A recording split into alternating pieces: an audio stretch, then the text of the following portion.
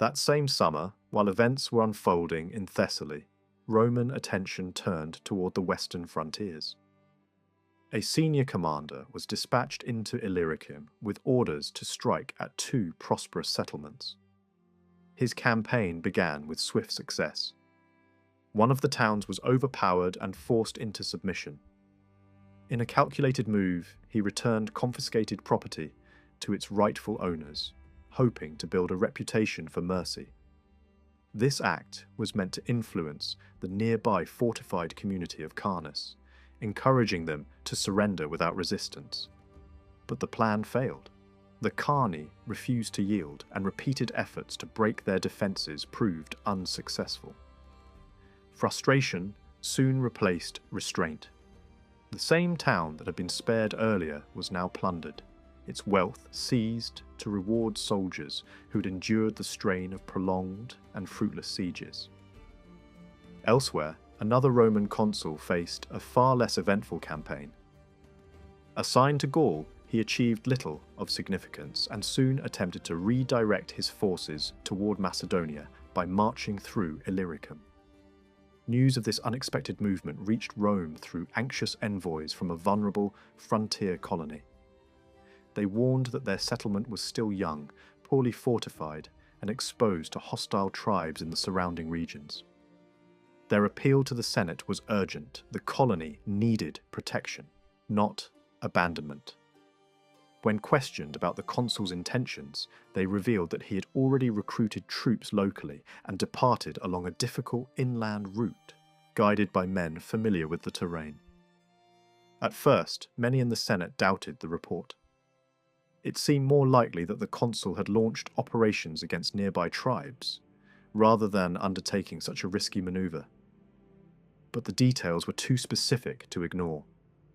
Supplies had been prepared, guides recruited, and the march carefully organised. The realisation sparked outrage. A Roman commander had left his assigned province, ventured into unfamiliar lands, and exposed Italy's northern approaches to potential threats. In response, the Senate acted swiftly. Envoys were dispatched to locate the consul wherever he might be and deliver clear instructions. He was to engage only those enemies officially designated by Rome. While concern over this situation dominated discussion, other matters demanded attention. Delegations from the Spanish provinces arrived in Rome, bringing serious accusations against Roman officials. They described a pattern of exploitation, confiscated property, unjust treatment, and abuses that, in their eyes, surpassed even what Rome inflicted upon its enemies. Their plea was simple but powerful. They asked not to suffer more at the hands of allies than foes. The Senate could not ignore such claims. Investigations were ordered and respected figures were appointed to represent the Spanish communities in legal proceedings. Trials followed, though not without controversy. Some officials were cleared after repeated hearings, while others faced serious charges but avoided judgment by going into exile. Tensions emerged even among the Spanish representatives themselves, divided over which Roman advocates they trusted to defend their interests. Meanwhile, rumours began to circulate that powerful individuals were being shielded from prosecution. These suspicions deepened when the presiding magistrate abruptly halted proceedings and departed for his province, leaving many questions unanswered. Despite the unresolved past, the Senate took steps to prevent future abuses. New regulations were introduced to limit the authority of Roman officials in Spain. They were forbidden from arbitrarily setting grain prices for taxation or forcing local populations into unfair sales. Measures were also put in place to restrict the presence of financial agents in Spanish towns. It was a clear attempt to restore trust and stabilize relations with Rome's allies. Another delegation soon arrived, representing a unique and overlooked group. These were the sons of Roman soldiers and local women, men who lacked legal recognition under Roman marriage laws. Numbering in the thousands, they requested a place to call their own. The Senate agreed to establish a new settlement for them along the coast, granting land and formal status within a Latin colony. It was both a practical solution and a symbolic gesture, acknowledging a population born from Rome's expanding influence. At the same time, diplomatic activity intensified across the Mediterranean. Envoys from North Africa appeared before the Senate, bringing assurances of loyalty and offers of support. Grain shipments, cavalry units, and even war elephants were promised for the ongoing conflict. Yet alongside these gestures came warnings, subtle reminders that alliances could shift and that vigilance was essential. As reports continued to arrive from the front, a troubling pattern emerged. Roman commanders in Greece were accused of harsh and exploitative behaviour toward allied cities. Complaints described looted towns, enslaved populations, and excessive demands placed on communities already struggling to meet their obligations. These accounts stood in stark contrast to Rome's stated mission of defending freedom in the region. The Senate responded by launching inquiries and, in some cases, taking direct action. Envoys were sent to restore order, free those who had been unlawfully enslaved, and ensure that military forces respected civilian populations. Public trials were held, and at least one commander faced heavy penalties after being condemned by a full vote of the people. Meanwhile, tensions rose along the northern frontiers. Reports accused a former consul of devastating Allied territories, looting settlements and enslaving thousands without clear justification. Delegations from multiple tribes arrived to demand answers. Though the Senate avoided immediate judgment in his absence, it acknowledged the seriousness of the accusations and promised a full investigation upon his return. Diplomatic missions were sent to reassure affected communities, accompanied by gifts intended to ease tensions and reaffirm Rome's position. Across the wider Mediterranean, cities continued to send embassies, each seeking favour or protection. Some offered ships, grain, or military support, while others simply asked for recognition as allies. Rome, balancing diplomacy with strategy, accepted these overtures and expanded its network of partnerships. Yet beneath this outward display of control, cracks were beginning to show. In Illyricum, a Roman force suffered a humiliating defeat after being lured into an ambush near a fortified town. Poor judgment and overconfidence had led to disaster. The troops, caught off guard and overwhelmed by coordinated attacks, broke ranks and fled. Losses were heavy and only a fraction of the force managed to escape. The incident sent shockwaves back to Rome, raising fears that the situation in Macedonia was slipping out of control. In response, new envoys were dispatched to assess the conditions on the ground and report back. The Senate, increasingly concerned, began preparing for further action. Military resources were reorganized, reinforcements were sent, and commanders were instructed to secure vulnerable regions. At the same time, political measures were taken at home to ensure stability, including the recall of senators and the tightening of administrative control. Although no single battle defined this period, the accumulation of missteps, abuses, and unrest painted a troubling picture. Rome remained powerful, but its authority was being tested, not just by external enemies, but by the actions of its own commanders. All of these arrangements were carried out exactly as ordered. The consular elections were held on the 26th day of January, and the Roman people chose Quintus Marcius Philippus, now entering the office for a second time, together with Gnaeus Servilius Caepio.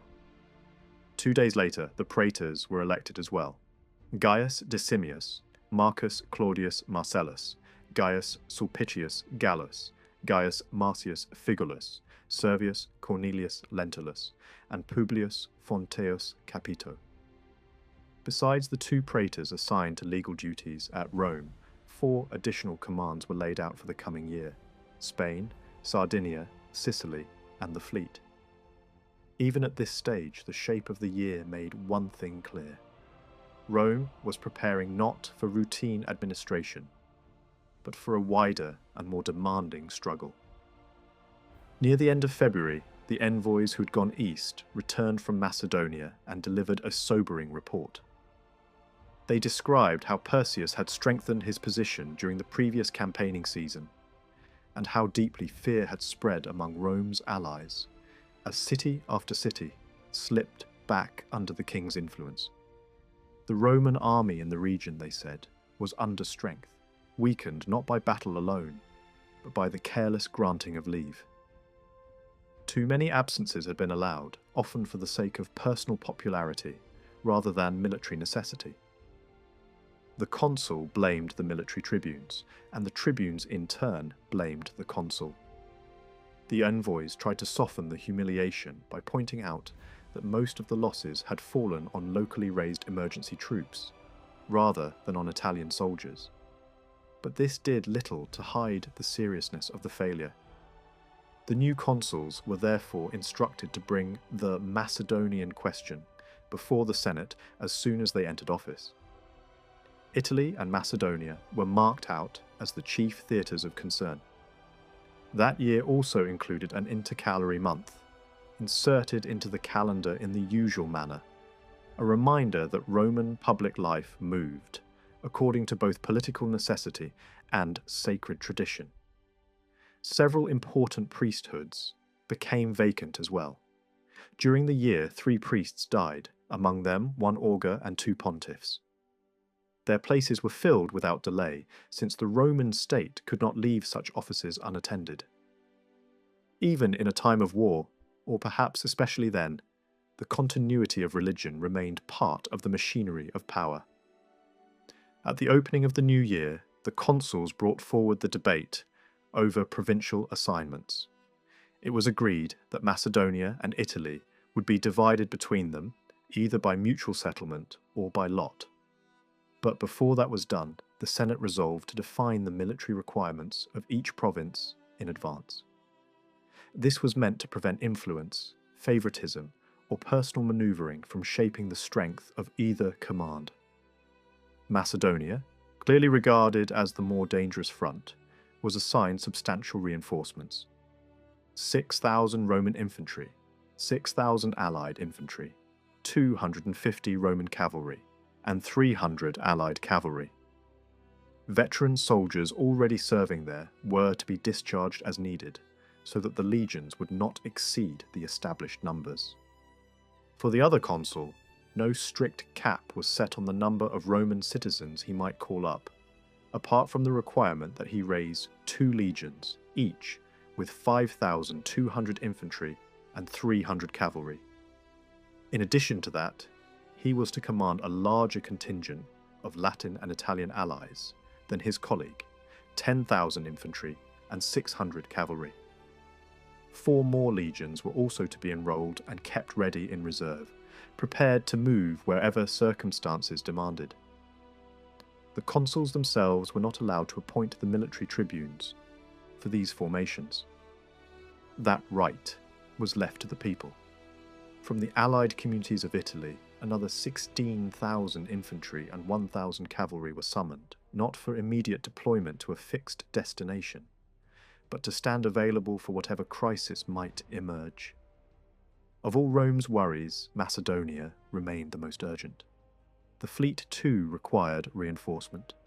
Orders were issued to recruit 1,000 sailors from Roman citizens of freedman background, 500 more from Italy, and an equal number from Sicily. The consul assigned to Macedonia would be responsible for bringing them to wherever the fleet was operating. Spain also received fresh support: 3,000 Roman infantry, 300 cavalry, and further allied contingents to restore the strength of the forces already there. At this point, the narrative of the year took on a more solemn tone, because public business in Rome was never separated from signs believed to reveal the temper of the gods. There were those, even then, who dismissed such reports and treated them as superstition. Yet in that age, prodigies were still taken seriously. and the state responded to them as matters of public importance. During that year, extraordinary signs were reported from many places. At Anagnia, a comet was seen in the sky, and a heifer was said to have spoken. At Myntoni, the heavens appeared to blaze with fire. At Riate, stones were reported to have fallen from the sky. At Cumae, the statue of Apollo was said to have shed tears for 3 days and nights. In Rome itself, attendants from sacred precincts reported other disturbing wonders. In one temple, a crested serpent had been seen by many witnesses. In another sanctuary, a palm tree was said to have flowered, and a rain of blood was reported in broad daylight. Not every story was accepted. Some events were dismissed because they took place on private property. Others because they occurred beyond strictly Roman ground. But the prodigies judged public and valid were referred to the officials responsible for sacred interpretation. Ritual responses were prescribed at once. The consuls were ordered to offer sacrifices of mature victims to the proper gods. Supplications were decreed. Magistrates were instructed to perform offerings at the sacred couches of the gods, and the people were told to wear wreaths. All of this was carried out with full solemnity. Whether one believed the signs or not, the Roman state answered them with ceremony, because stability itself depended on the appearance that divine favour could still be regained. Soon after this came the elections for the censorship, one of the most powerful offices in Roman public life. Several distinguished men competed, but the people ultimately chose Gaius Claudius Pulcher and Tiberius Sempronius Gracchus. Their election came at a moment when the Macedonian War had heightened anxiety throughout Rome, especially over the draft. In the Senate, the consuls complained that even younger men were avoiding service. 2 praetors answered by defending the people and turning the accusation back on the consuls. They argued that conscription was difficult only for magistrates more interested in popularity than authority. A determined official, they said, would have no trouble compelling men to serve.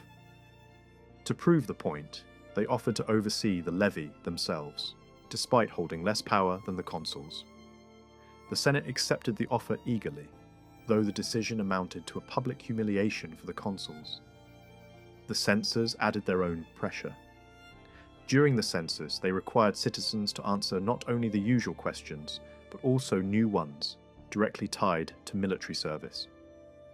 Men had to declare whether they were under 46 years of age, whether they had properly registered for the levy, and whether they would continue to present themselves if not immediately chosen. The censors also moved against another abuse that had become common.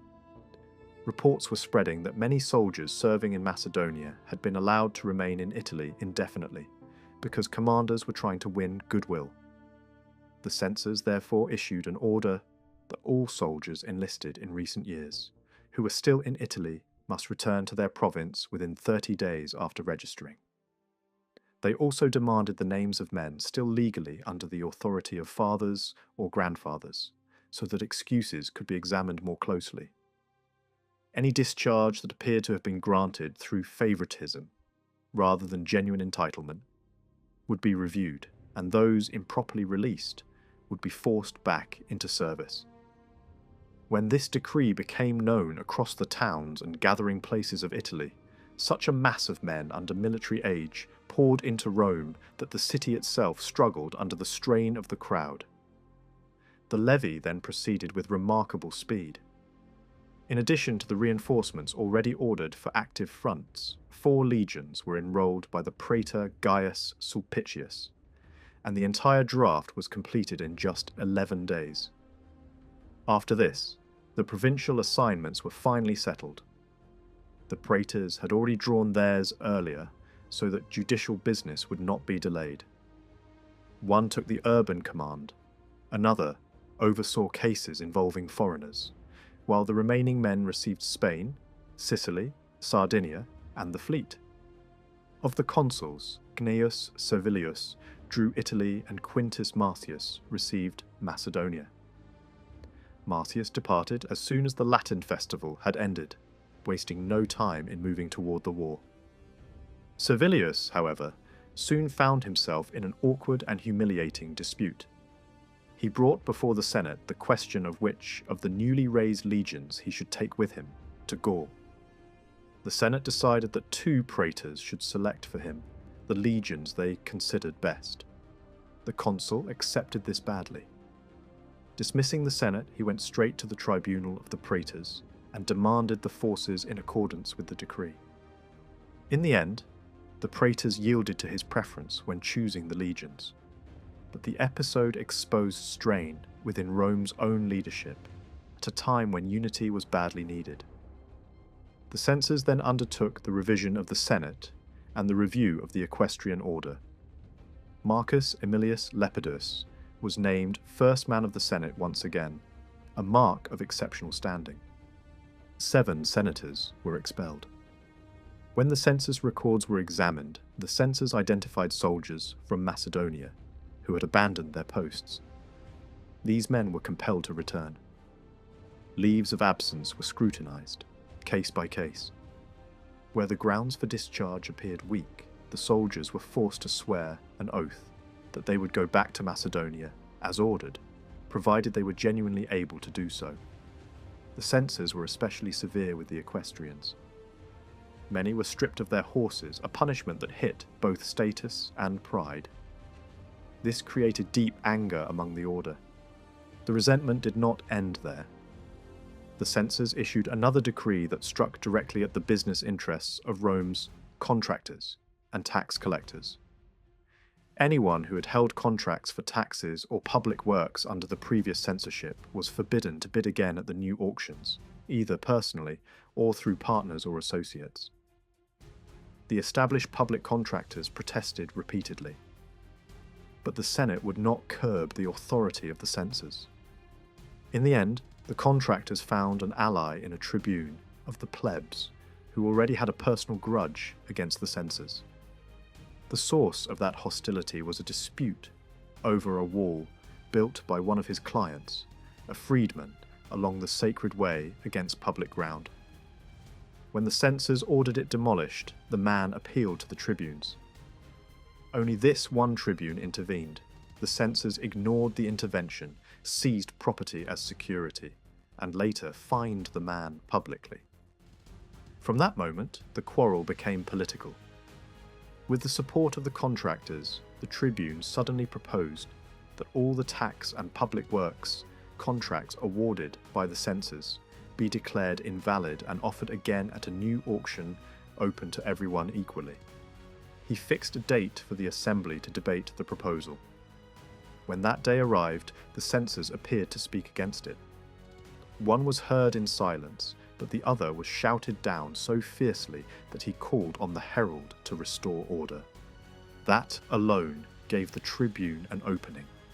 He declared that the censor had usurped his authority by taking control of the meeting, and he stormed out of the assembly. The next day, the conflict exploded.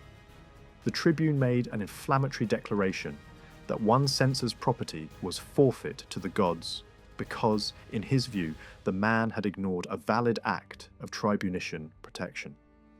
He accused the other of unlawfully taking over the assembly, and then announced that both censors should face a charge of treason. He asked the urban praetor to set dates for the trial. The censors did not resist and submitted themselves to the judgment of the people. Trial days were fixed for late September. At once, they went to the Hall of Liberty, sealed the public records, shut down their office, dismissed the public slaves attached to their work, and declared that no state business would be conducted until the people had delivered their verdict. The first trial focused on Claudius. As voting began, and as more centuries seemed ready to condemn him, Rome's leading men publicly removed their gold rings and put on mourning dress, moving through the crowd like suppliants. Yet the decisive moment came from Gracchus, who transformed the mood of the people. As the crowd shouted that no danger threatened him personally, he swore that if his colleague were convicted, he would go into exile with him rather than wait for his own case. That declaration shifted opinion. Claudius escaped condemnation by only a handful of centuries. Once he had been acquitted, the tribune dropped the proceedings against Gracchus. That same year, envoys from Aquileia requested that the number of colonists in their settlement be increased. The Senate approved the enrollment of 1,500 households and appointed a commission of 3 men to supervise the expansion. The decision reflected continuing concern for the northeast frontier, where Rome still saw the need to strengthen vulnerable positions. Meanwhile, Roman envoys already operating in Greece carried out another important mission. Moving first through Boeotia and then among the cities of the Peloponnese, they announced a decree from the Senate stating that no Roman magistrate had the right to demand supplies for the war beyond what the Senate had formally authorized. The effect of this proclamation was immediate.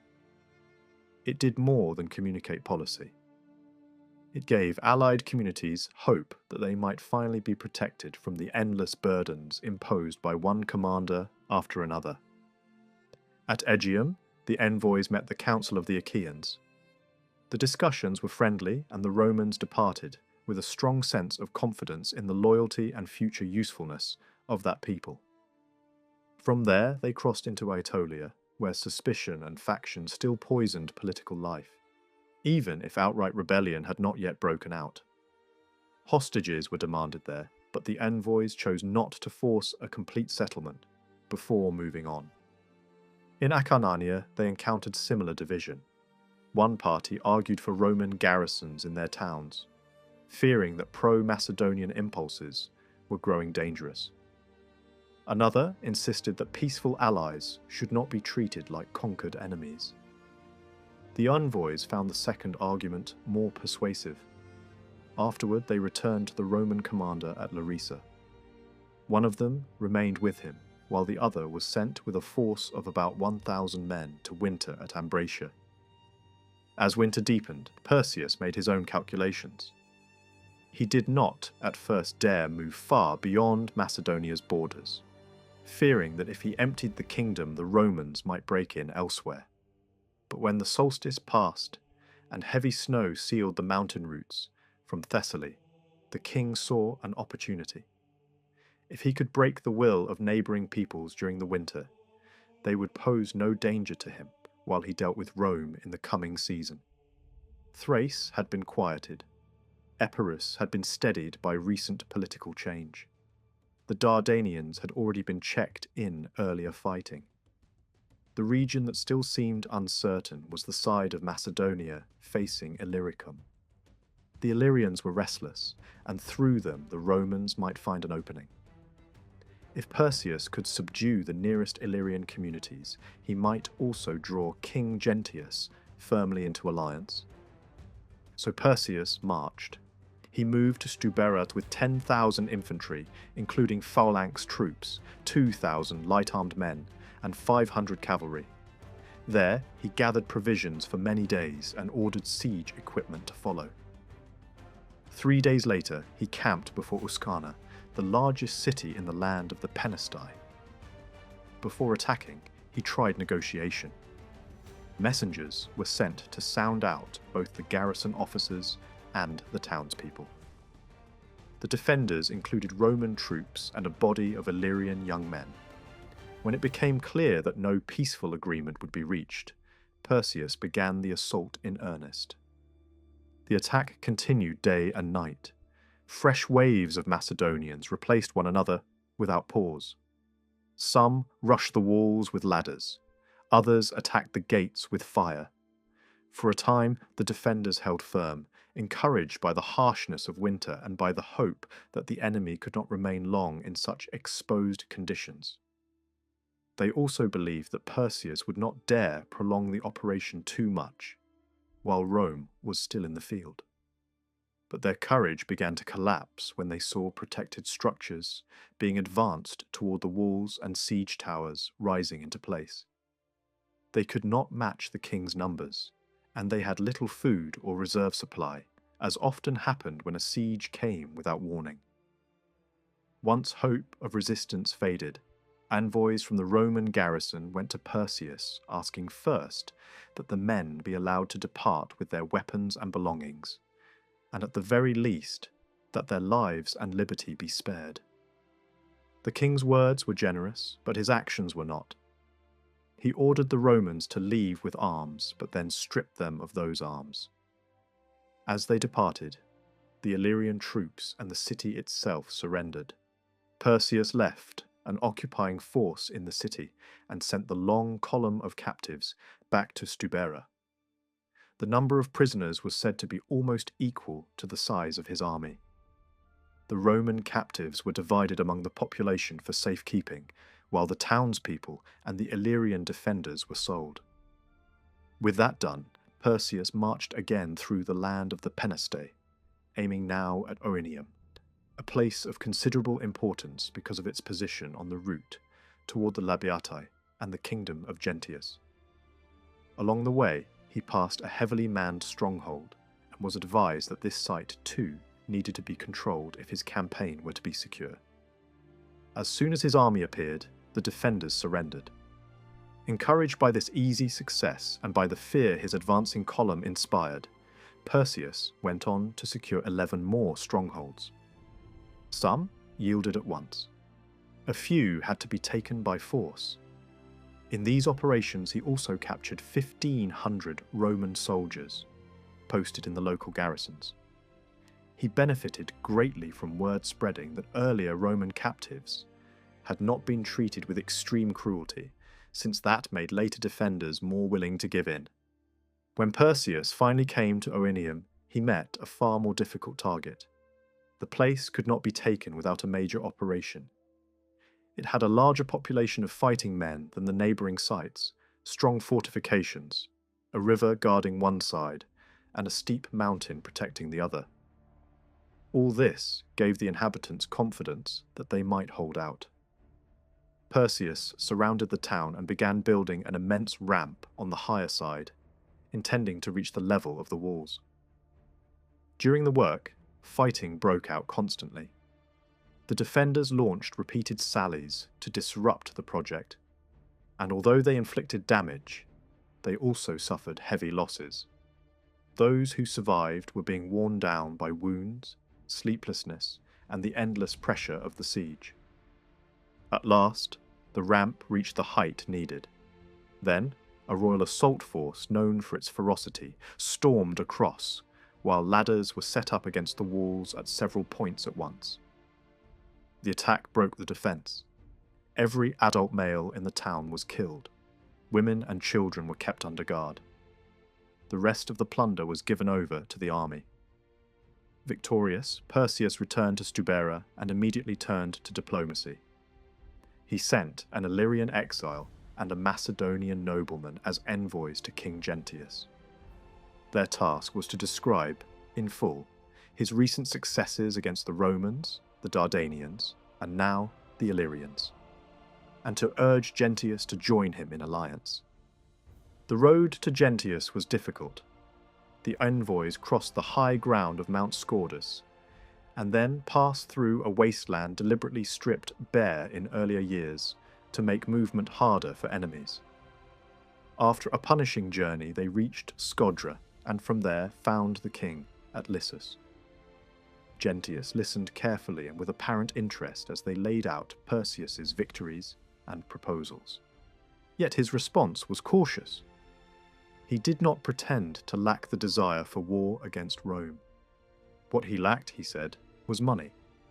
He was willing in spirit, but poor in resources.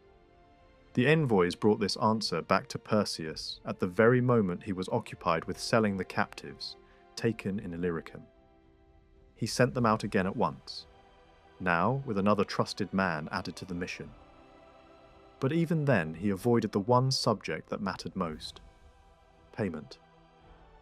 No promises of financial support were offered, although that was precisely what might have pushed the hesitant Illyrian king into open war.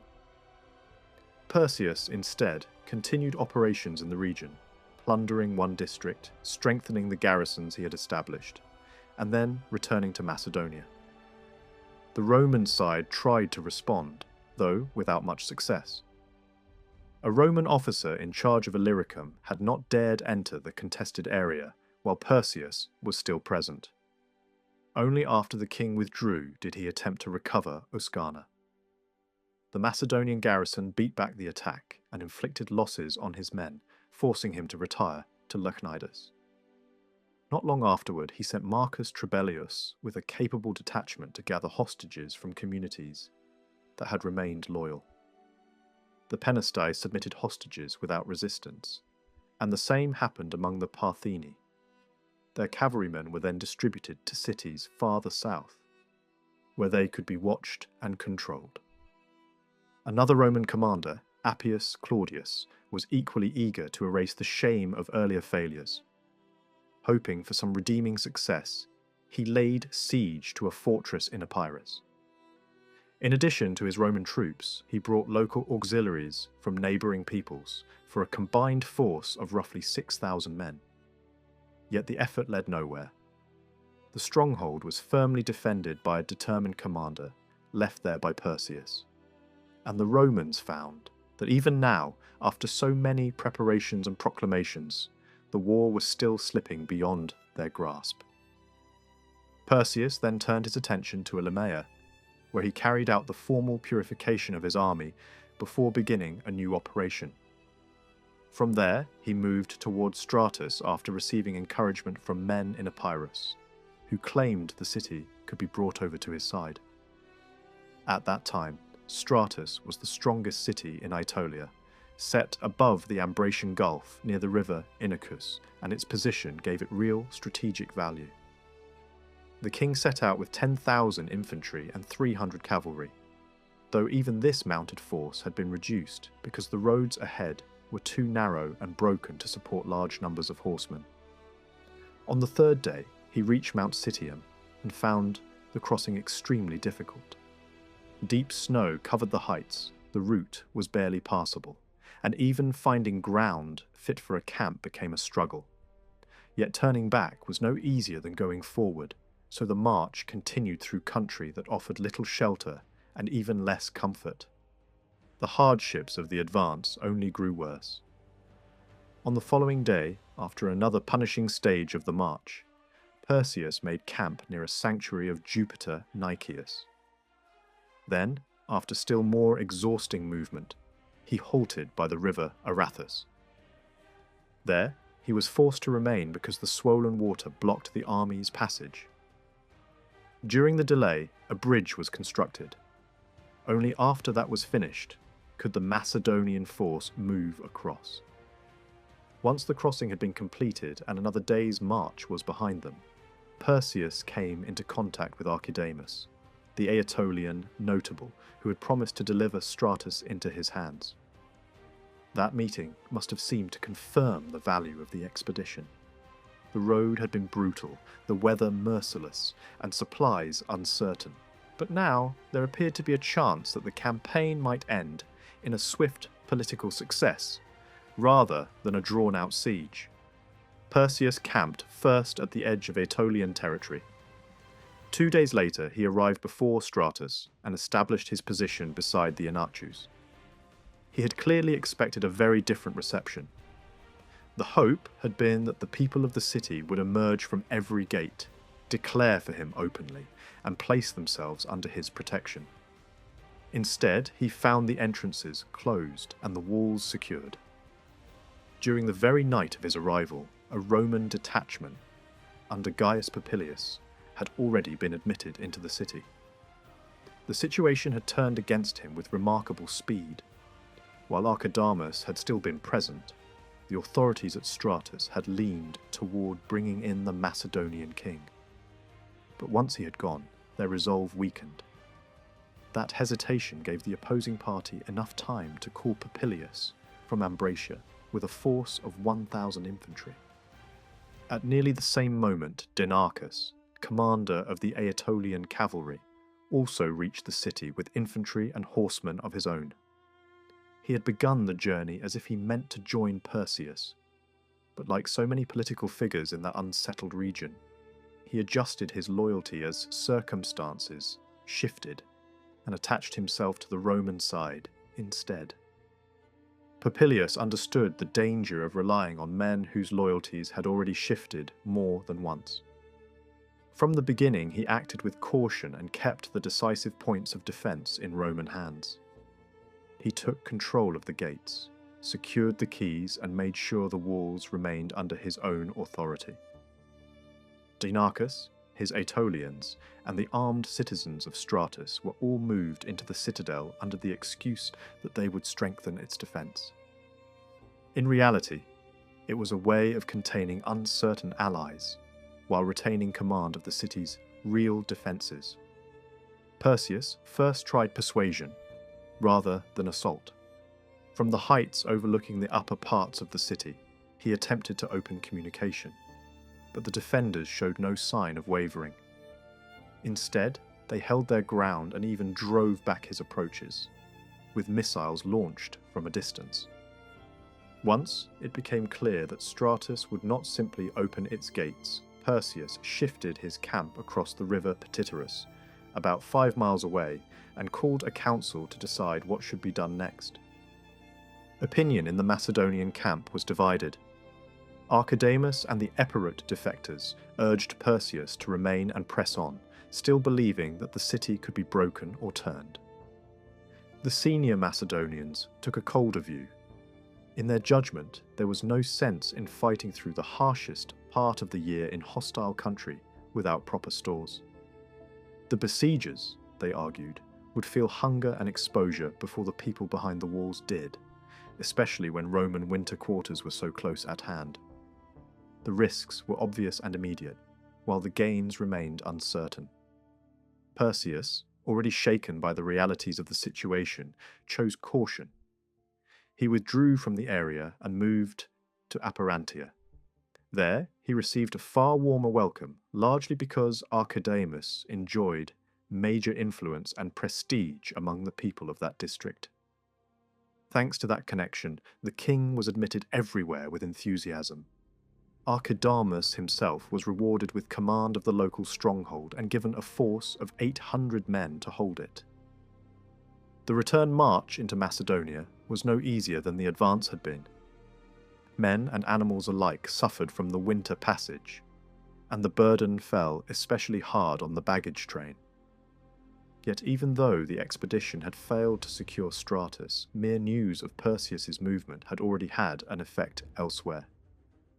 Appius, who had been engaged in a siege at Phenote, abandoned that operation when reports of the king's advance reached him. This retreat gave Cloas, who had been left in command there with a determined group of younger fighters, the opportunity to strike. He pursued Appius through the difficult lower slopes of the mountains, where the Roman column, slowed by its baggage and restricted by the terrain, was badly exposed. In the running fight that followed, around 1,000 of Appius's men were killed and roughly 200 taken alive. After clearing the mountain routes, Appius halted for several days on a plain known as Melion, trying to recover from the blow and restore some kind of order. At the same time, Cloas was joined by Philostratus, who arrived with a force of Epirots. Together they moved into the territory of Antigonia. The Macedonians began raiding the countryside, and Philostratus concealed his men in an ambush position. From the city itself, troops then rushed out against the scattered raiders. Thinking the enemy was in retreat, the men of Antigonia pursued too eagerly and plunged into the valley where the trap had been set. There, the hidden force struck. The result was a disaster for the pursuers. About 1,000 men from Antigonia were killed and another 100 were captured. After so complete a success, Cloas and Philostratus shifted their camp closer to Appius's position in order to shield their allies from any further Roman move. Their presence made it even harder for the Roman commander to regain the initiative. Appius soon recognized that he was achieving nothing by remaining where he was. The campaign had become a burden without a purpose. He dismissed the Chaonian and Thesprotian contingents, along with the rest of the Epirot auxiliaries, and withdrew with his Italian troops into Illyricum. Once there, he distributed his soldiers into winter quarters among allied communities in the land of the Partheni. After making those arrangements, he himself returned to Rome to perform the required sacrifices. The retreat said much about the condition of Roman operations in that zone. What had begun as an effort to recover lost standing ended in dispersion, inactivity, and withdrawal. Perseus, for his part, continued to reorganize his frontier positions. He recalled 1,000 infantry and 200 cavalry from the territory of the Penestae and sent them to Cassandreia as a garrison. Meanwhile, the envoys returning from Gentius once again brought back the same discouraging answer as before. The Illyrian king remained hesitant. Perseus did not abandon the effort to secure his support. Embassy followed embassy because the value of such an alliance was obvious. If Gentius could be drawn firmly into the Macedonian cause, he would form a powerful barrier against Roman pressure from the west, and would strengthen Perseus at a critical moment in the war. Yet here, the king's policy revealed its weakness. He understood perfectly well how important Gentius could be. He saw the military and political advantage clearly enough, and he kept trying through diplomacy to gain what he needed. But he could not force himself to spend the money required to make the alliance real.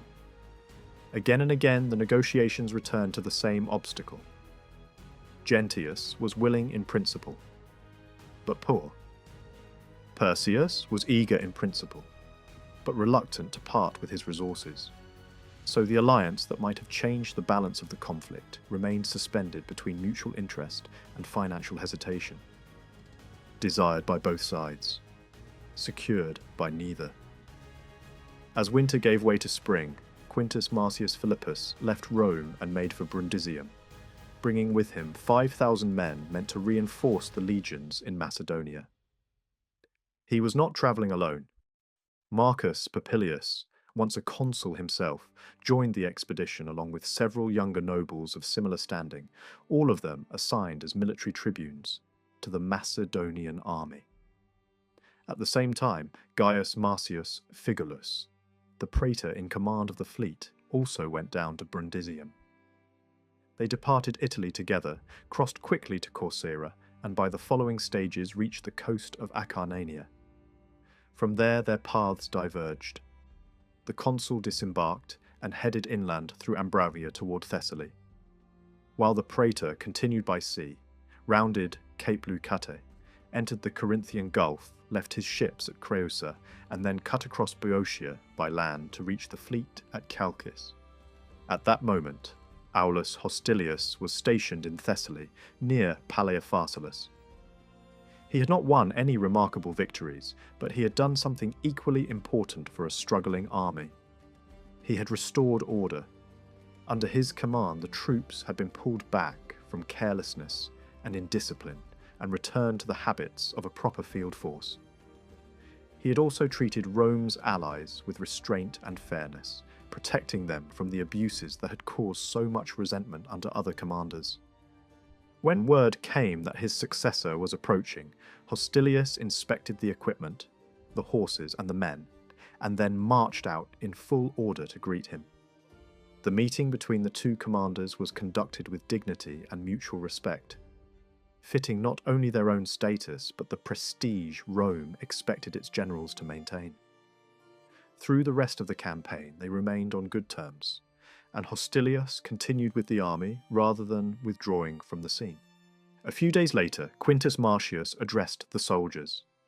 He did not begin with tactics or supply matters. Instead, he chose to shape the war in moral terms. He reminded the army of Perseus's crimes within his own family, of the bloodshed and suspicion that had stained his rise to power, and of the violence, intrigue, and betrayal that had followed. He spoke of the attack on Eumenes, of wrongs done to the Roman people, and of allied communities plundered in violation of established agreements. All of this, he told them, would not go unanswered. The gods, he said, did not favour treachery, cruelty, or ambition unrestrained by justice. They favoured discipline, loyalty, and constancy, the very qualities that had raised Rome above every rival. From there, he shifted to comparisons of power. What, he asked, was Macedonia now beside the reach of Rome? Philip had been broken. Antiochus had been brought low. Their resources had once seemed formidable too. Yet Roman strength had overcome both. The implication was clear. Perseus might look dangerous, but he stood in a line of kings already surpassed and defeated. The speech had its effect. The troops, stirred by the confidence and certainty of their commander, were eager for movement. Strategy was then discussed in earnest.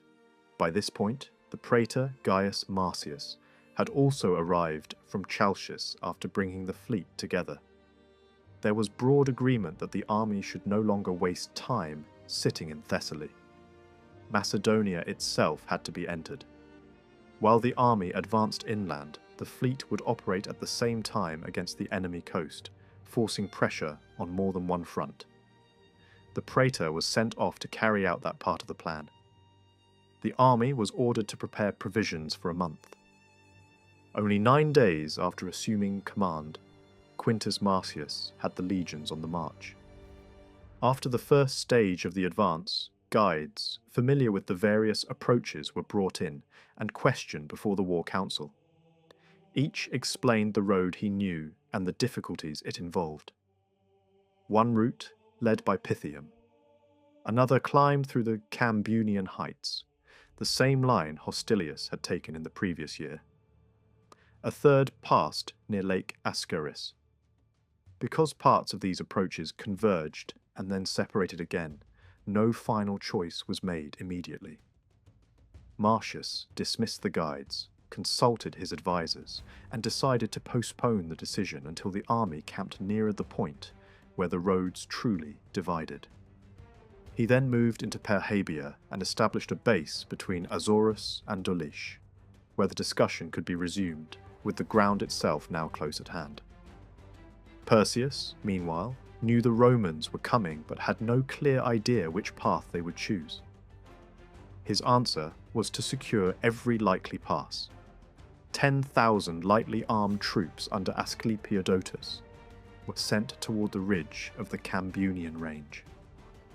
Hippias was ordered to hold the pass near the fort above Lake Ascaris with a larger force of Macedonians.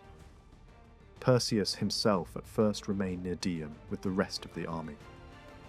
Yet instead of showing clarity and firmness once the crisis sharpened, he began to behave in a way that baffled even his own side. He moved restlessly along the coast, riding back and forth with cavalry, now toward one point, now toward another, returning repeatedly by the same route. There was movement, but no direction. Energy was being spent, but without purpose. At this stage, the Roman consul decided on the pass near Ottolobus, where one of Perseus's commanders had taken position. He did not lead the whole army straight into it at once.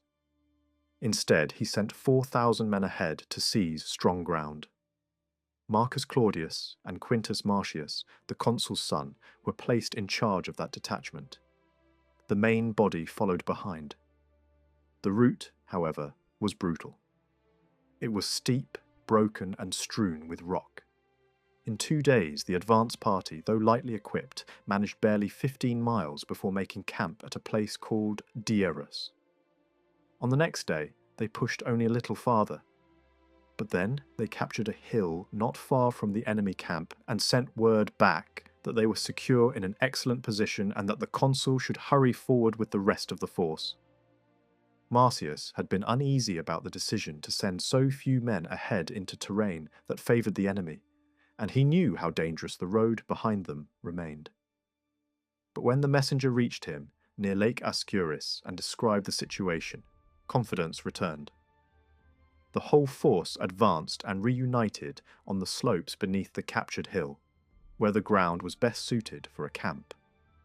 From the height, the Romans could see not only the enemy camp, which lay little more than a mile away, but a wide sweep of the whole region, including Dium, Phila, and the coastline itself. The effect on morale was immediate. The army felt it was suddenly looking directly into the centre of the war. Macedonia was no longer a distant objective. It was spread out beneath their eyes. The men urged the consul to drive straight on toward the enemy. He refused that impulse and instead gave them a day of rest after the strain of the climb. On the following morning, he left part of the army in camp and advanced against the Macedonian position. Hippias had only recently been assigned to guard the pass, but from the moment he saw the Roman camp appear above him, he understood that fighting was near. When the consul moved forward, he came out to meet him. The Romans were ready for action, stripped down for combat. On the Macedonian side, the troops facing them were light-armed men, precisely the sort most likely to trigger a quick and violent exchange in such terrain. The moment the two sides came close, missiles began to fly. The fighting was reckless and sharp. Casualties were not heavy at first, but many men on both sides were wounded. The next day, tempers were even hotter. The men would gladly have hurled themselves at one another in larger numbers. But the mountain spine was too narrow, pinched and uneven, barely wide enough for a few files. Only a small part of each army could actually fight at any one time. The rest, especially the heavier troops in armour, could do little but stand aside and watch. The light-armed men were more useful, darting around bends in the ridge, coming in on the flanks and using the broken ground to their advantage. Once again, more were wounded than killed, and only darkness brought an end to the clash. By the third day, Marcius faced a grim reality. He could not stay indefinitely on a barren ridge that offered little food and no lasting security. Yet to retreat would be shameful, and worse than shameful if the enemy chose to strike at the withdrawing column from higher ground. There was no comfortable option left. The only answer was to answer his earlier boldness with greater boldness still. Had he been opposed by a more decisive Macedonian king, the Romans might have been destroyed in that moment. Perseus was not far away near Dium with cavalry, near enough that the noise of fighting could almost be heard. Yet he failed to do the simplest and most necessary things. He did not rotate fresh men into the battle. He did not come in person. He did not seize the chance that lay in front of him. Marcius, by contrast, though already past 60 and heavy in build, worked tirelessly. He left Popilius to hold the ridge, sent men ahead to cut a path, and drove the army into wild, unfamiliar country. Allied auxiliaries were used to shield those opening the route. The cavalry and baggage carts were sent forward, while the consul himself stayed with the legionaries in the rear. What followed was a descent so miserable that even those who survived must have remembered it with disbelief. Men struggled to keep footing. Pack animals crashed and slipped. Baggage was damaged, scattered, or lost. After barely 4 miles, the thought most on many minds was not victory, but the desperate wish to turn back, though by then turning back was scarcely possible. The elephants caused nearly as much trouble as an enemy attack. When they reached the worst ground, they panicked, shook off control, and terrified the horses with their noise. At last, a method was devised to get them down. Platforms were constructed down the slope in stages using poles, beams, and long planks covered with earth. Each elephant moved onto one of these makeshift surfaces, and then the support beneath was cut away so that the platform slid down toward the next. Some animals remained upright. Others slid on their haunches. In this slow and dangerous manner they were brought into the valley below. That day the Romans advanced only a little more than 7 miles, and much of that distance was less marched than endured. Men stumbled, rolled, dragged themselves and their equipment downward, and reached nightfall with no pride left in the manner of their progress. Even Marcius later admitted that a very small enemy force could have destroyed the entire army while it struggled there. At last, they found a moderate piece of level ground and halted, though its enclosed shape made it a dangerous place had the enemy chosen to strike. The following day, they had to wait in the valley for Popilius and the troops left behind on the heights. Those men too, though never actually attacked, suffered terribly from the terrain. On the third day, the force was reunited and passed through a place known locally as Callipius. The fourth day was also hard and trackless, but by then the soldiers had learned from experience and taken heart from one fact above all others. The enemy had still not appeared. They were nearing the sea. At last they reached level ground between Heracleum and Libethrum and pitched camp, part of it in the foothills and part of it enclosed on the plain for the cavalry. When the news reached Perseus, he was said to have been in the bath. The report that the Romans were close threw him into a panic. He leapt out and shouted as though he had already been beaten without a battle. What followed was a flood of frightened, contradictory orders. One trusted man was sent off to have money, stored near Pella, thrown into the sea. Another was dispatched to destroy the shipyards in Thessaly. The garrisons under Asclepiodotus and Hippias were recalled, stripping the very approaches that had protected Macedonia. Perseus himself removed golden statues from Dium to keep them from falling into Roman hands, and ordered the local population moved toward Pydna. In doing all this, he transformed what might have been judged Roman recklessness into apparent brilliance. Marsyas had pushed forward beyond the point where retreat was easy. But the king's own panic opened the gates of Macedonia wider than any Roman assault could have done. Had Perseus remained calm for even a few more days, the Roman army might have faced disaster. The route back through Tempe into Thessaly could have been cut. Supplies could have been blocked. The pass itself was terrifying even without enemy interference. A narrow defile, steep rock on both sides, the river Peneus roaring through the centre, and several strong positions held by royal garrisons. If that route had been closed, the Romans would have had little choice but to attempt withdrawal by the same mountains they had descended, but now under enemy observation and attack from above. And if that failed, their only escape would have been forward, through the centre of enemy country past Dium into Macedonia itself. Even that could have been blocked.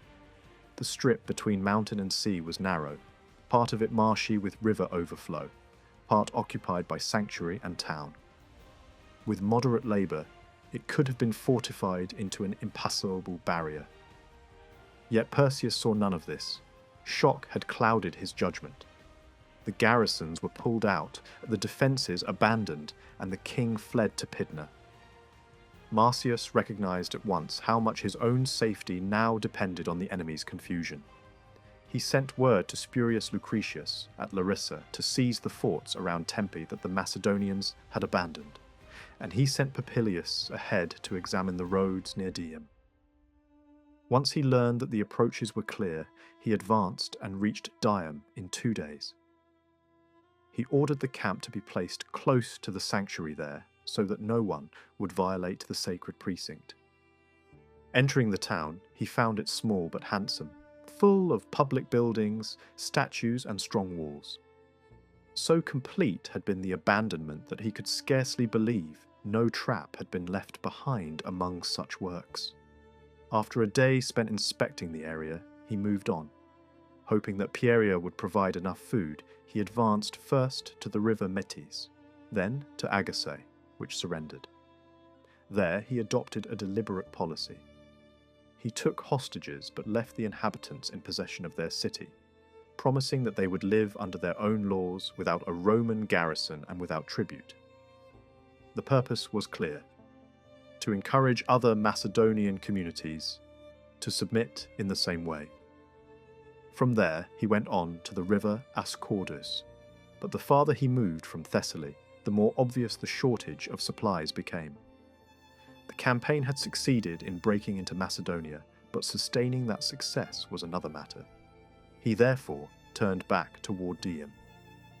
By now, there could be no doubt what the Romans would have suffered if they had been cut off from Thessaly altogether.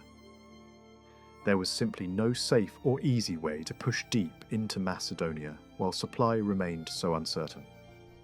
Perseus, meanwhile, gathered his officers and men and raged at those responsible for the abandoned garrisons, especially Asclepiodotus and Hippias, accusing them of having handed the gates of Macedonia to the Romans. In truth, the man most responsible was standing before them. No one had done more than he had to create the disaster. At first, the sight of the fleet offshore gave Marcius hope that grain had finally arrived because food had become extremely scarce and painfully expensive. But the ships bringing real supplies had been left behind elsewhere, and once he learned this, the consul found himself in yet another difficult position. Then, fortune favoured him. A letter came from Spurius Lucretius, reporting that he had occupied all the strong points around Tempe and Phyla, and had found grain stores there, along with other useful materials. The news transformed the situation. Delighted, Marcius marched from Dium to Phyla to strengthen the garrison and to organize distribution of food, since moving it over such roads was slow and exhausting. This movement, however, was not well received by everyone. Some said he had retreated out of fear of battle. Others accused him of letting an opportunity slip that might never come again. They argued that fortune in war changes quickly and that no commander should surrender ground so easily once he had gained it. But whatever the criticism, his departure also jolted Perseus into recovering what he had thrown away. The king returned to Dium, restored what the Romans had left damaged or scattered, repaired the battlements, and strengthened the walls. Then he pitched camp on the near side of the river Elpeus, roughly 5 miles from the city. The river itself was his protection. In dry weather it was little, but in winter it became a violent torrent, cutting deep channels and leaving steep banks on either side. Perseus trusted that this barrier was strong enough to prevent any easy Roman advance, and resolved to hold out through the rest of the campaigning season. Marcius, for his part, sent Popilius from Phyla to Heracleum with 2,000 armed men. Heracleum lay between Dium and Tempe on high ground above the river, and before attempting force, Popilius first sent word to the leading men there. He urged them to trust Roman moderation rather than test Roman power. The appeal failed. Perseus's campfires were visible from where they stood, and the defenders took courage from knowing the king was near. The Romans therefore opened a siege by land and sea. The fleet joined the assault from offshore. Engines were brought up, works were begun, and during the attack a remarkable tactic was used by a group of younger Roman soldiers. In earlier times, public games at Rome had sometimes included displays in which armoured youths performed elaborate formations, part military, part theatrical. One of these manoeuvres involved a sloping shield formation, like a living roof, with men at the front upright and those behind crouched or kneeling so that their shields overlapped from top to bottom. Under normal conditions, it was a spectacle. Here, it became a weapon. The Romans formed such a covered slope and pushed it forward toward the lower section of the wall. Protected from missiles by the arrangement of shields, and with the men at the front holding theirs outward rather than overhead, they reached the base without serious loss. Once level with the defenders, they drove them back, and 2 units climbed across into the city. In this way, Heracleum was taken. After the capture, the consul moved his camp there as if preparing to drive on toward Dium, and then farther into Pieria once Perseus had been forced back. In reality, he was already thinking ahead to winter. Roads needed to be made so that provisions could be moved from Thessaly. Storage points for grain had to be chosen. Temporary shelters had to be built for the people bringing supplies. Whatever glory had come from the march into Macedonia, the next stage of the war would depend on logistics as much as courage. Perseus, once the first panic had passed, began to regret the senseless commands he had given in terror. One man sent to destroy the shipyard had delayed, and that delay allowed the order to be reversed. At Pella, however, the official sent to dispose of the treasure had acted too quickly and cast part of it into the sea. Even then, the mistake was not beyond repair, because divers recovered most of it. The king, ashamed that witnesses had seen the evidence of his own breakdown, secretly had the divers killed. The men who had carried out the original orders were also eliminated. It was a grim attempt to erase proof of his fear, but it only revealed more clearly the state of mind in which he had acted. At sea, Gaius Marcius sailed from Heracleum to Thessalonica. Roman troops landed at several points and plundered broadly along the shore. Sorties from the city were beaten back, and the defenders were driven within their walls. But when the Romans moved close enough to threaten the city itself, the defenders brought their artillery into action. Heavy stones hurled from the walls struck not only men on land, but even those aboard the ships. The praetor abandoned the assault and moved on to Aeneia, where the countryside was ravaged, and from there to Antigonia. At first, Roman raiders plundered freely, carrying booty back to the ships. But a Macedonian force of cavalry and infantry suddenly attacked them while they were scattered. The Romans broke and were driven back toward the sea with heavy losses, hundreds killed and many captured. Only when cornered between shore and enemy did they regain their nerve. Fighting flared again on the beach. Men from the fleet came to their aid, and the battle turned. Large numbers of Macedonians were then killed or taken prisoner in their turn. From there, the fleet sailed to the territory of Pallene, one of the richest coastal districts in the region. More support arrived there. King Eumenes came from Asia with 20 decked ships, and King Prusias sent 5 more. This increase in strength made the praetor ambitious. He decided to attempt a siege of Cassandreia, the city built by Cassander on the narrow neck connecting Pallene to the mainland. It was strongly placed between 2 gulfs, and the surrounding peninsula stretched far into the sea. The attack was organised from 2 directions. The Romans fortified one point to block the road between the 2 gulfs, while Eumenes pressed from the other side near an inland channel. The work was hard from the beginning. The Romans had to fill a defensive trench that Perseus had already begun. When the praetor noticed that the excavated earth was nowhere to be seen, he was shown arched structures built into the defences. These had thinner walls than the main fortification. The discovery suggested a plan. Instead of relying only on open assault, the Romans could try to break through by tunnelling into the weaker sections, while distracting the defenders elsewhere with ladders and noisy attacks. If panic spread in the city, the weak point might be neglected. Cassandreia, however, was far from helpless. Its own young men were fighting beside experienced Agrianes and Illyrian Peneste, both peoples accustomed to war. While the Romans worked through the arches and opened a way into the city, the defenders remained alert on the walls. The moment the breach was ready, Roman soldiers nearby shouted in excitement, expecting the city to fall at once. That shout ruined everything. The defenders, startled at first, quickly understood what had happened. Their commanders realized that whoever seized the breach first would gain the advantage.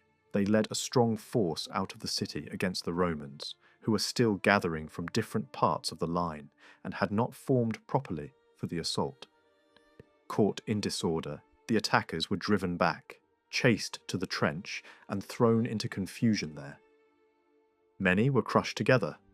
Around 600 were killed, and almost everyone trapped between wall and trench was wounded. The failure broke the praetor's momentum. Eumenes was having no better fortune in his own operations by land and sea. They agreed at last to strengthen their blockading posts, and, since a direct rush had failed, to continue by regular siege methods.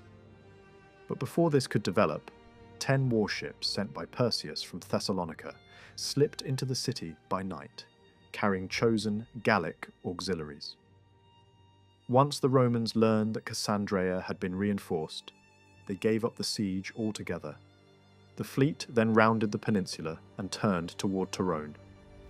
That city too was tested, but it was strongly defended, and the effort was abandoned.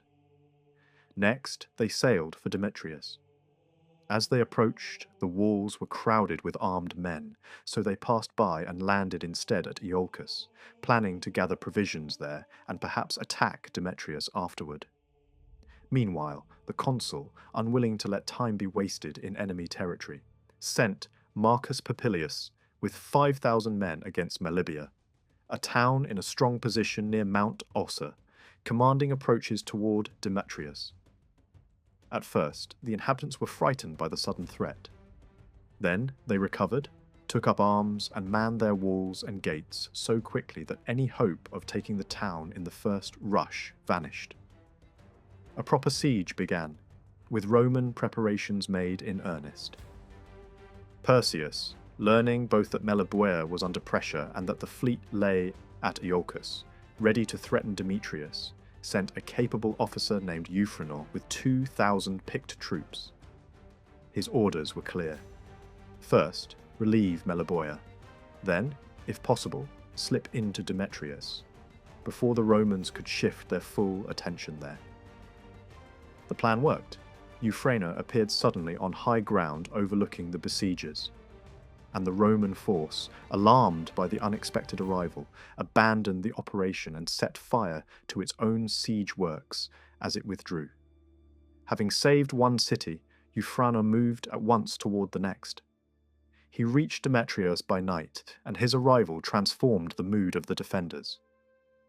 They now believed they could hold the walls and strike at Roman foragers in the surrounding fields. Sorties began, and some damage was done. The praetor and Eumenes still reconnoitred the circuit of Demetrius, considering whether it might be taken by direct assault or by more deliberate means. At the same time, rumours circulated that men were quietly discussing terms between Eumenes and Perseus. Whether those talks were real or exaggerated, one thing is certain. The combined force did not remain before the city. They withdrew. Eumenes then sailed to meet the consul, congratulated him on his successful entry into Macedonia, and departed for his own kingdom. Marcius Figulus divided the fleet for the winter, sending part of it to Sciathus, while he himself took the rest to Oreus on Euboea. From there, he judged, supplies could most efficiently be sent to the armies operating in Macedonia and Thessaly. Ancient writers do not agree at all about the conduct of King Eumenes in this phase of the war. Some portray him as a useful partner who supported Roman operations by sea and then withdrew with honour. Others present a far colder picture. In that version, he repeatedly ignored requests from the Roman praetor to bring naval help, and when he finally departed for Asia, he did so offended rather than satisfied.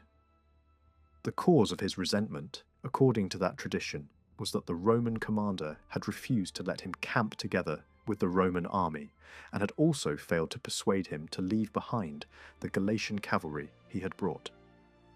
In that same telling, it was not Eumenes but his brother Attalus who remained at the Roman side, proving dependable, steady, and genuinely valuable in the conduct of the war.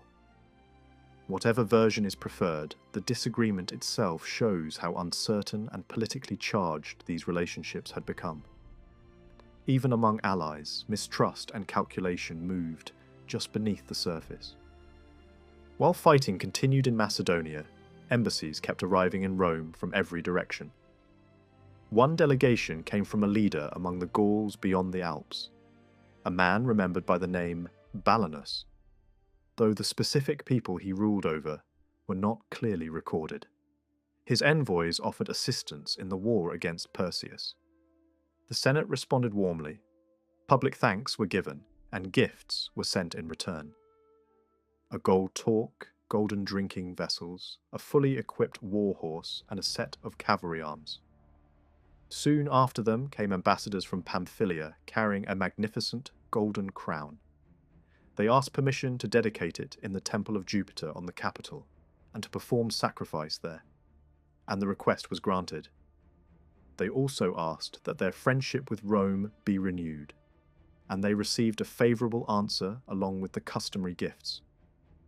These scenes reflected something central to Roman power. Even while one difficult war dragged on, the wider Mediterranean world continued to seek Roman approval, Roman friendship, or Roman protection. Then came two embassies whose messages touched the same issue but in sharply different tones. One came from King Prusias, the other from Rhodes. Both addressed the question of peace with Perseus. The men sent by Prusias spoke cautiously and almost apologetically. Their king, they said, had remained loyal to Rome and would remain so while the war endured. Still, when Perseus had sent men asking whether Prusias might intercede, he had promised only that he would place the matter before the Senate. If the Romans chose to lay aside their anger and bring the war to an end, then perhaps they might count that as a service done by their ally. It was a modest presentation, phrased more as a request than a demand, and careful not to challenge Roman authority. The Rhodians took a very different approach. Their envoys began by recalling past services rendered to Rome and spoke in a tone so self-assured that it sounded as though they believed Roman success itself owed much to Rhodian support.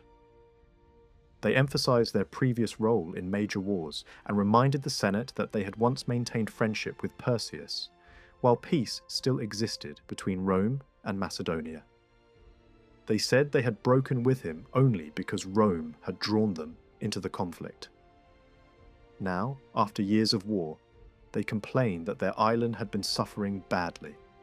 Trade had been disrupted, the sea routes were no longer secure, and Rhodes, dependent on maritime traffic, could no longer tolerate the strain. They announced that they had sent envoys to Perseus, urging him to make peace, and that they had come to Rome with the same message. But their words did not stop there. If either side refused an end to the war, they said, Rhodes would decide what action to take against those responsible. That statement landed badly, and it is easy to understand why. It sounded less like counsel and more like a warning. It implied that Rhodes imagined itself in a position to judge, and perhaps even to pressure, the great powers now fighting for control of the eastern Mediterranean. The reaction in Rome was immediate and fierce. Some accounts say the Senate did not even dignify the Rhodians with a full-spoken answer. Instead, a decree was read out, declaring the freedom of Caria and Lycia, two regions long associated with Rhodian influence, and letters were ordered sent at once so that these peoples would know Rome had acted. In one version, the leading Rhodian envoy nearly collapsed on hearing this, his confidence broken in an instant. Other traditions give a fuller Roman response, no less cutting for being longer. In that version, the Senate made clear that it had long suspected Rhodes of secret dealings with Perseus, and that the embassy's own language had removed any remaining doubt. Did Rhodes really think, the Romans asked, that it could dictate when wars should begin or end? Were Roman armies to march or withdraw at Rhodian command? Were the Rhodians now the guardians of the world's treaties? The answer, whether spoken or implied, was unmistakable. Rome would finish the war on its own terms, and when Perseus was defeated, every city that had played its part in the struggle would receive exactly what it deserved. Even so, the formal courtesy due to ambassadors was observed. A monetary gift was offered to each member of the Rhodian embassy, as was customary. They refused it. The gesture did nothing to mend the damage. By then, the relationship had already been poisoned, and the Rhodians had managed, in a single audience, to turn Roman suspicion into open anger. Around the same time, a dispatch from Quintus Marcius arrived, and was read before the Senate. He reported that he had crossed the mountain approaches into Macedonia and had collected enough supplies from various districts to prepare for winter. Grain had been received from the Epirates in considerable quantity, and he asked that payment be made to their representatives in Rome. He also requested clothing for the troops and a shipment of horses, especially Numidian ones, which could not be obtained easily where he was. The Senate approved all of these measures. Gaius Sulpicius arranged the contracts for transporting togas, tunics, and horses across the sea to Macedonia to be delivered according to the consul's instructions, and the Epirot envoys were compensated for the grain they had provided. This was the less dramatic but essential side of warfare. Behind every march and battle stood a constant effort to feed, equip, clothe, and remount an army operating far from Italy. At that same sitting, the praetor also introduced a Macedonian noble named Onesimus, son of Pytho. His story offered Rome a useful example of the kind of man who could be turned from the enemy camp by reason as much as by fear. He had urged Perseus toward peace and had advised him to keep in mind the old treaty that his father Philip had made with Rome, even recommending that it be read regularly as a reminder of reality and restraint. When Perseus ignored that advice and pressed on toward war, Onesimus gradually tried to remove himself from actions he did not support. In time, suspicion fell on him, and accusations of disloyalty began to gather around him. At last, he defected to the Romans, where he proved valuable to the consul. After hearing his account, the Senate rewarded him generously. He was enrolled among Rome's allies, granted official hospitality at public expense, given land in the territory of Tarentum, and provided with a house in the city itself. Rome knew how to reward useful defectors. Such acts were not only compensation, they were messages, meant to show others in the enemy camp what awaited those willing to step away from a losing cause. Back in Rome, the censors carried out their review with unusual severity. Many men lost equestrian rank, among them Publius Rutilius, who had previously attacked the censors fiercely while serving as tribune of the plebs. He was not only degraded but also transferred into a lower civic category. At the same time, funds from state revenues were allocated for public building, and one of the censors used his share to buy up a cluster of properties behind the old shops near the statue of Vortumnus. There, he began construction of a basilica that would later bear his name. It is a striking reminder that even in the midst of war, Rome continued reshaping itself physically. Public humiliation, political rivalry, civic rank, building programs, and distant campaigns all unfolded together as part of one continuous public life. As the year moved toward its close, anxiety over the Macedonian War remained intense. The question occupying many minds was simple: who should be elected consul to finish it? The Senate decided that Gnaeus Servilius must return as quickly as possible to preside over the elections. A letter was sent, and not long afterward his reply was read aloud. He named an earlier date than expected and promised to return in time. He kept his word. The elections were held promptly, and the Roman people chose Lucius Aemilius Paulus and Gaius Licinius Crassus as consuls for the coming year. The choice of Aemilius was especially significant. He was returning to the consulship after many years, and his election revealed how strongly Rome now desired not merely another commander, but a commander believed capable of ending the war. The next day, the praetors were elected. Once again, the Macedonian struggle drove the whole political process forward faster than usual. Provincial commands were assigned immediately, so that preparations could begin without delay. Italy and Macedonia were reserved for the consuls. The fleet, Spain, Sicily, Sardinia, and the 2 judicial commands at Rome were distributed among the praetors. By lot, Macedonia fell to Aemilius, Italy to Licinius, and the fleet to Gnaeus Octavius. The urgency was obvious. The men selected for the war were expected to begin planning almost before they had fully entered office. Even the timing of the Latin festival was adjusted, so that the consul bound for Macedonia would not be held back longer than religion strictly required. From the moment his province was assigned, it was clear to everyone that Lucius Aemilius meant to pursue the war with seriousness and force. He was energetic by nature, but more than that, he now focused almost entirely on Macedonia. His first move was not theatrical. He did not rush into exaggerated promises or call for reckless action. Instead, he asked the Senate to send a commission eastward to inspect the army and fleet, and to report on the true situation in full detail. He wanted to know the strength of Roman forces on land and sea, the condition of the king's army, what ground was held by each side, whether the Romans had fully crossed the mountain barriers, which allies were loyal, which were wavering, and which were openly hostile. He wanted clear information on supplies, on transport routes, by land and water, and on what had actually been accomplished during the previous campaigning season. Only after such matters had been examined properly, he argued, could a solid plan for the future be formed.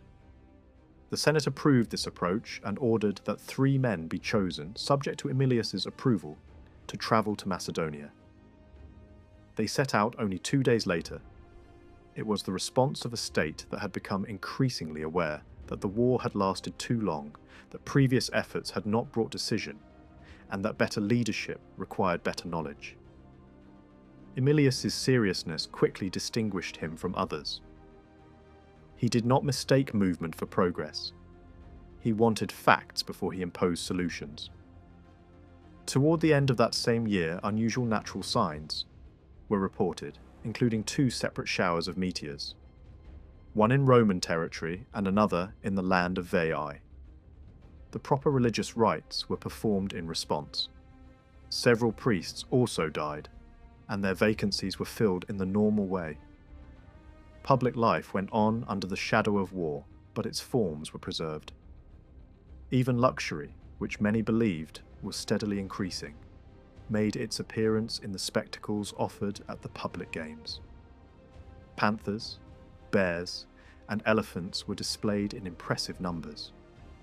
It was a society capable, at one and the same time, of fearing divine signs, debating war policy, punishing magistrates, building new monuments, and delighting in grand entertainments. When the new year finally began and Lucius Aemilius Paulus entered office with Gaius Licinius, the Senate was eager to hear what course the new Macedonian consul would propose. Aemilius told them he had nothing immediate to place before the house because the commissioners had not yet returned. Still, they were already near Italy, delayed only by rough crossings at sea, and he expected news from them very soon. Once he had heard what was necessary, he said he would return to the Senate within a matter of days and lay out what must be done. He also fixed a date for the Latin festival so that no ceremonial delay would keep him from departure longer than necessary. With the Senate's approval, he and the praetor assigned to the fleet were to leave as soon as the sacrifices had been properly carried out. In the meantime, his colleague in Italy would handle whatever preparations were needed and arrange the dispatch of supplies and materials for the campaign. Foreign embassies, meanwhile, could continue to be received. The first foreign delegation to be admitted that year came from Alexandria, speaking on behalf of King Ptolemy and Queen Cleopatra. Their appearance alone made an impression before a word had been spoken. They entered in visible distress, dressed and groomed in the manner of mourners, carrying olive branches like supplicants, appealing for mercy. But their words proved even more urgent than their appearance. They explained that Antiochus of Syria, once held in Rome as a political hostage and therefore a ruler who understood Roman power very well, had cloaked his ambitions in the language of dynastic restoration. Claiming that he wished to restore the elder Ptolemy, he had in fact launched war against the younger brother who still held Alexandria. His campaign had moved quickly. He had won at sea near Pelusium, forced a crossing of the Nile by improvising a bridge, and advanced so far that Alexandria itself now trembled under threat. The ambassadors described a kingdom on the edge of collapse, a city under fear, and a ruler who seemed close to seizing one of the richest realms in the eastern Mediterranean. Their plea to Rome was simple, but it carried moral force. They reminded the Senate that Egypt's rulers were Roman friends and allies, and that Antiochus, of all kings, should have known the limits that Roman authority placed upon him. If Rome merely sent envoys declaring that war between allied monarchs was unacceptable, they said, Antiochus would surely withdraw from the walls of Alexandria and return to Syria. So great, in their view, was Roman prestige among kings and nations that a single warning might achieve what armies had not yet done. But if Rome delayed, the result would be shameful not only for Egypt, but for the Republic itself. Ptolemy and Cleopatra, they warned, might soon be forced to come to Rome not as allies, but as royal exiles cast out from their own kingdom. That image, more than anything, was meant to stir Roman pride and responsibility. The appeal succeeded. The senators were moved by the Alexandrians' distress and decided to intervene. A commission of envoys was appointed at once, with orders to end the conflict between the two kings. Their instructions were direct. They were to go first to Antiochus and then to Ptolemy, and to make it clear that whichever side refused to stop fighting would no longer be treated by Rome as a friend or ally. The mission was meant to demonstrate something Rome increasingly understood how to wield. Not only military power, but political authority backed by reputation alone. Within 3 days, the Roman envoys departed together with the Alexandrian delegation. Almost at the same time, attention swung back to Macedonia. The commissioners sent earlier to inspect the war returned at the close of a festival and were awaited so eagerly that the consuls would have called the Senate that very evening if there had been time. Instead, the senators assembled on the following day and heard the commissioners' report in full. The picture they gave was troubling. The Roman army, they said, had pushed into Macedonia by traversing wild mountain routes and trackless ground, but the danger of that advance had outweighed its real benefits. The troops had reached Pieria, territory still effectively under Perseus's control, and now the two sides were camped so near one another that only the river Elpeus stood between them. Yet despite that proximity, nothing decisive had happened. Perseus wouldn't risk a pitched battle, and the Romans lacked the strength to force one. Winter had made everything worse. Action had stalled. Supplies were scarce. The army was living from day to day with great difficulty, and at one point no more than 6 days' worth of provisions remained. The commissioners added that the enemy's numbers were still formidable. The Macedonian army was said to be around 30,000 strong. On another front, the situation at Lychnidus was equally alarming. If Appius Claudius had possessed a force large enough to threaten the enemy there seriously, Perseus might have been compelled to divide his attention and face pressure in 2 directions at once. But that was not the case. Instead, Appius and his garrison seemed dangerously exposed.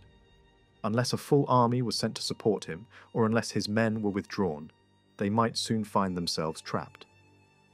The commissioners also inspected the fleet and found further signs of neglect. Disease had reduced the crews. Many sailors, especially the Sicilians, had gone home. The ships were undermanned. The men still serving had not been paid and lacked adequate clothing. As for Eumenes, his behaviour was judged uncertain and unreliable. He had come and gone with so little consistency that his fleet seemed to move like something driven by the wind rather than by any stable policy. If one figure from that allied circle earned clear praise, it was Attalus, whose loyalty remained steady where others could not be trusted. After this report had been heard, Lucius Aemilius, formally brought the Macedonian War before the Senate for decision. The senators responded with a broad program of preparation. Military command would be tightened and strengthened. Tribunes were to be chosen for the legions, and for that year only men who had already held office would be eligible, a sign that experience was now being preferred over youth or political favour. From among these officers, Aemilius would select the men he wanted for the 2 legions serving in Macedonia. It was further decided that as soon as the Latin festival had been completed, he and Gnaeus Octavius, who had charge of the fleet, must depart without delay for their commands. Lucius Anicius was also assigned an important role. He would replace Appius Claudius at Lychnidus and take responsibility for Illyricum, where the situation clearly required firmer hands and stronger support. The burden of organising the levy fell to the other consul, Gaius Licinius.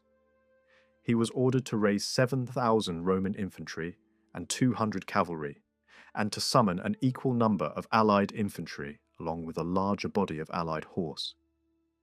A further cavalry force was to be obtained from the command in Gaul. All of this was to be sent to Macedonia as quickly as possible. The legions already there were not to be multiplied endlessly, but restored to proper strength and structure. Men unfit for service were to be discharged, while the remaining manpower would either reinforce the main army or fill out the garrisons.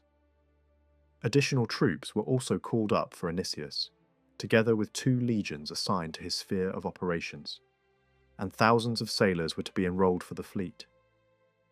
Licinius himself would govern Italy with 2 legions and a strong allied contingent, ensuring that while Rome concentrated on ending the war in the east, the home front remained secure.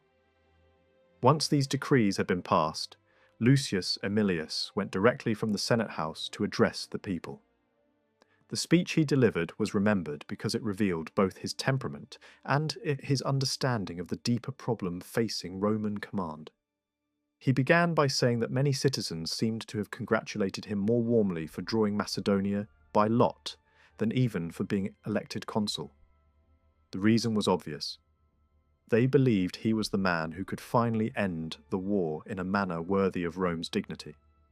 He said he hoped the gods had smiled on that outcome as well, and would continue to favour the enterprise. On one point, however, he was willing to speak with complete certainty. He would do everything in his power not to fail the expectations placed upon him. The Senate had already determined what was needed, and because speed was essential, his colleague would supervise the preparations with full seriousness. From there, he turned to something more pointed. He urged the Roman people to trust what came to them in official reports from the field, rather than surrendering themselves to idle rumour. In his view, this war in particular had become a breeding ground for irresponsible talk. Every gathering in the city, even banquets and casual social occasions, seemed to produce men who believed they knew exactly how the war should be fought. They knew which roads should be taken into Macedonia, where camps should be placed, when battle should be offered, where supply depots should stand, which passes should be used, and what every commander in the field ought to do. Worse still, when generals acted differently from what these self-appointed experts had decided in their own imaginations. They attacked them as if conducting a public prosecution. Such behaviour, he warned, was not harmless. It weakened command and burdened those who were actually responsible for the army. Only men of exceptional firmness, he said, could ignore rumour and continue steadily in the face of such chatter. Yet Aemilius did not present himself as a man who despised advice. On the contrary, he openly said that a commander who refused all counsel was not wise but arrogant. The real question was from whom advice should be taken. In his view, a general ought to listen first to serious men who truly understood war and had learned from experience. He should also listen to those present in the campaign itself, because they could see the terrain, the enemy, and the changing opportunities of war firsthand. and because they shared the danger like sailors aboard the same ship. So if anyone in Rome truly believed he possessed better judgment about the Macedonian war, Emilius invited him to come along. A ship, a horse, a tent, provisions, even an allowance for the journey would be provided. But if such men preferred the comfort of city life to the fatigue of campaigning, then they should stop trying to steer a vessel from the shore. Rome, he said, in effect, already had enough talkers. The army needed men. That speech made an impression. Soon afterward, the Latin festival was celebrated, and once the rites had been performed properly, both Emilius and the praetor Octavius departed at once for Macedonia. Tradition remembered that an unusually large crowd accompanied the consul on his way out, as if the city itself were escorting not merely a magistrate, but the man destined to finish the long and weary war. Confidence spread widely through Rome. Men spoke almost as if the end of the conflict were already in sight, and a triumph already half won. While these things were happening in Italy, Perseus remained trapped by one of the same flaws that had repeatedly harmed his cause. He saw clearly enough what needed to be done, yet could not force himself to spend the money required to do it properly. This was especially evident in his dealings with Gentius, king of the Illyrians. Perseus had long understood how valuable Gentius could be if he was secured firmly as an ally. But the Macedonian king delayed and hesitated, because the alliance had a price. Once the Romans crossed into the key passes and the war entered a more dangerous stage, Perseus concluded that delay was no longer possible. Through Hippias, acting on his behalf, he agreed to pay Gentius 300 talents of silver on the condition that hostages be exchanged. A trusted associate named Pantaucus was sent to finalize the arrangement.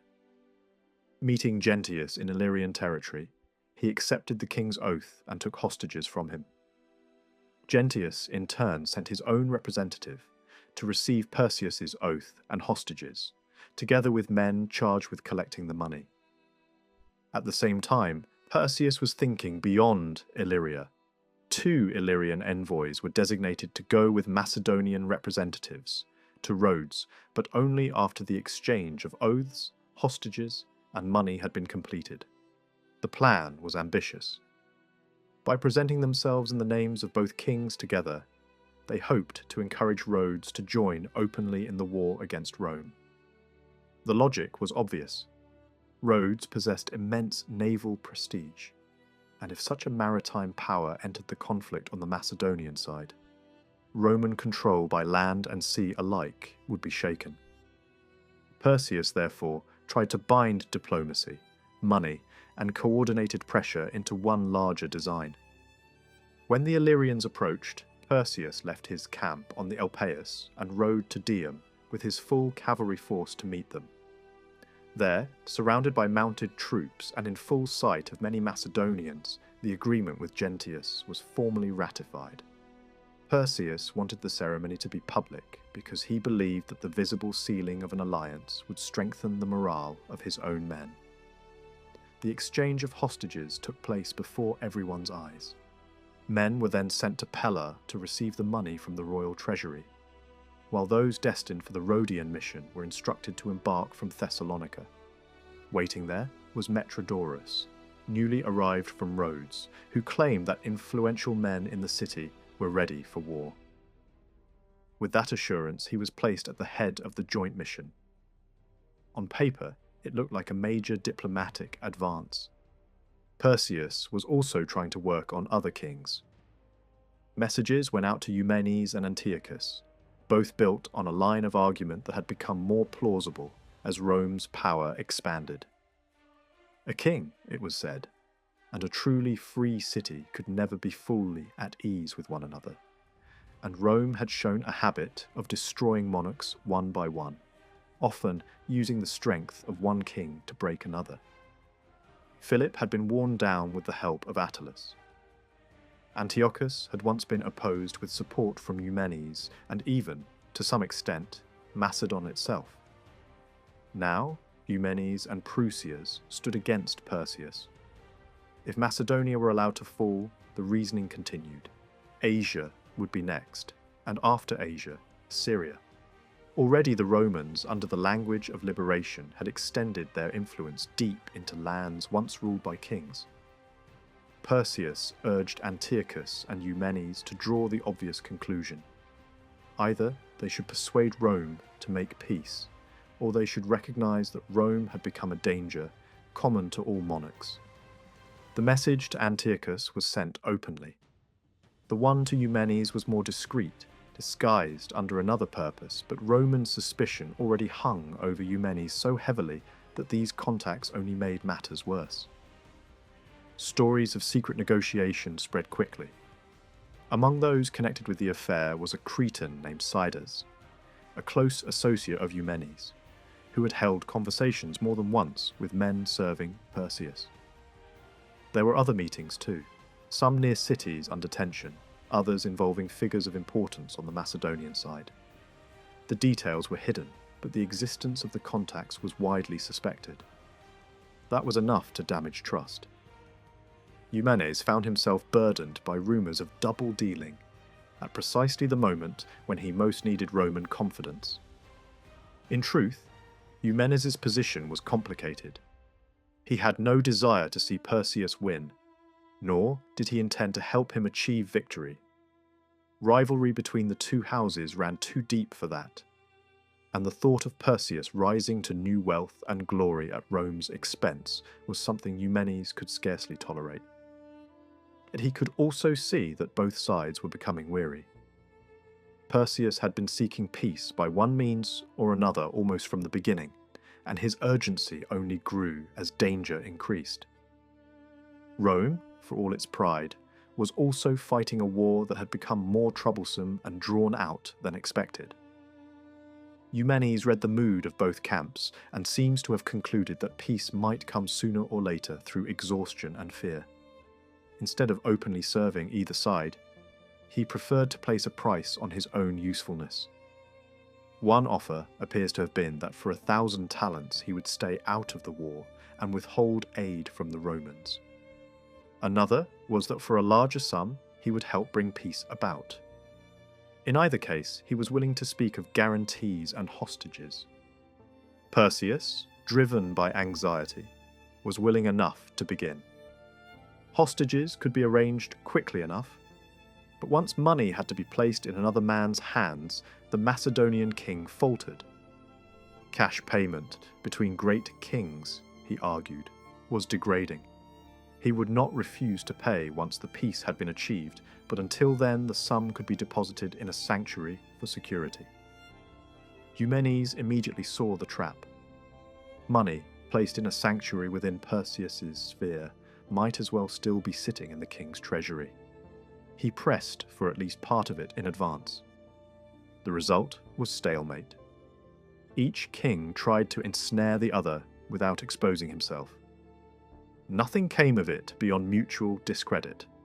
Perseus lost a real opportunity, and Eumenes deepened the cloud of suspicion around himself without gaining anything durable in return. This was not the first time Perseus's greed had spoiled his own position, and it would not be the last.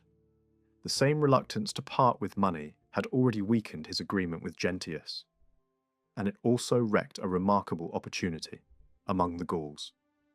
A large Gallic force had come down through Illyria, offering massive assistance.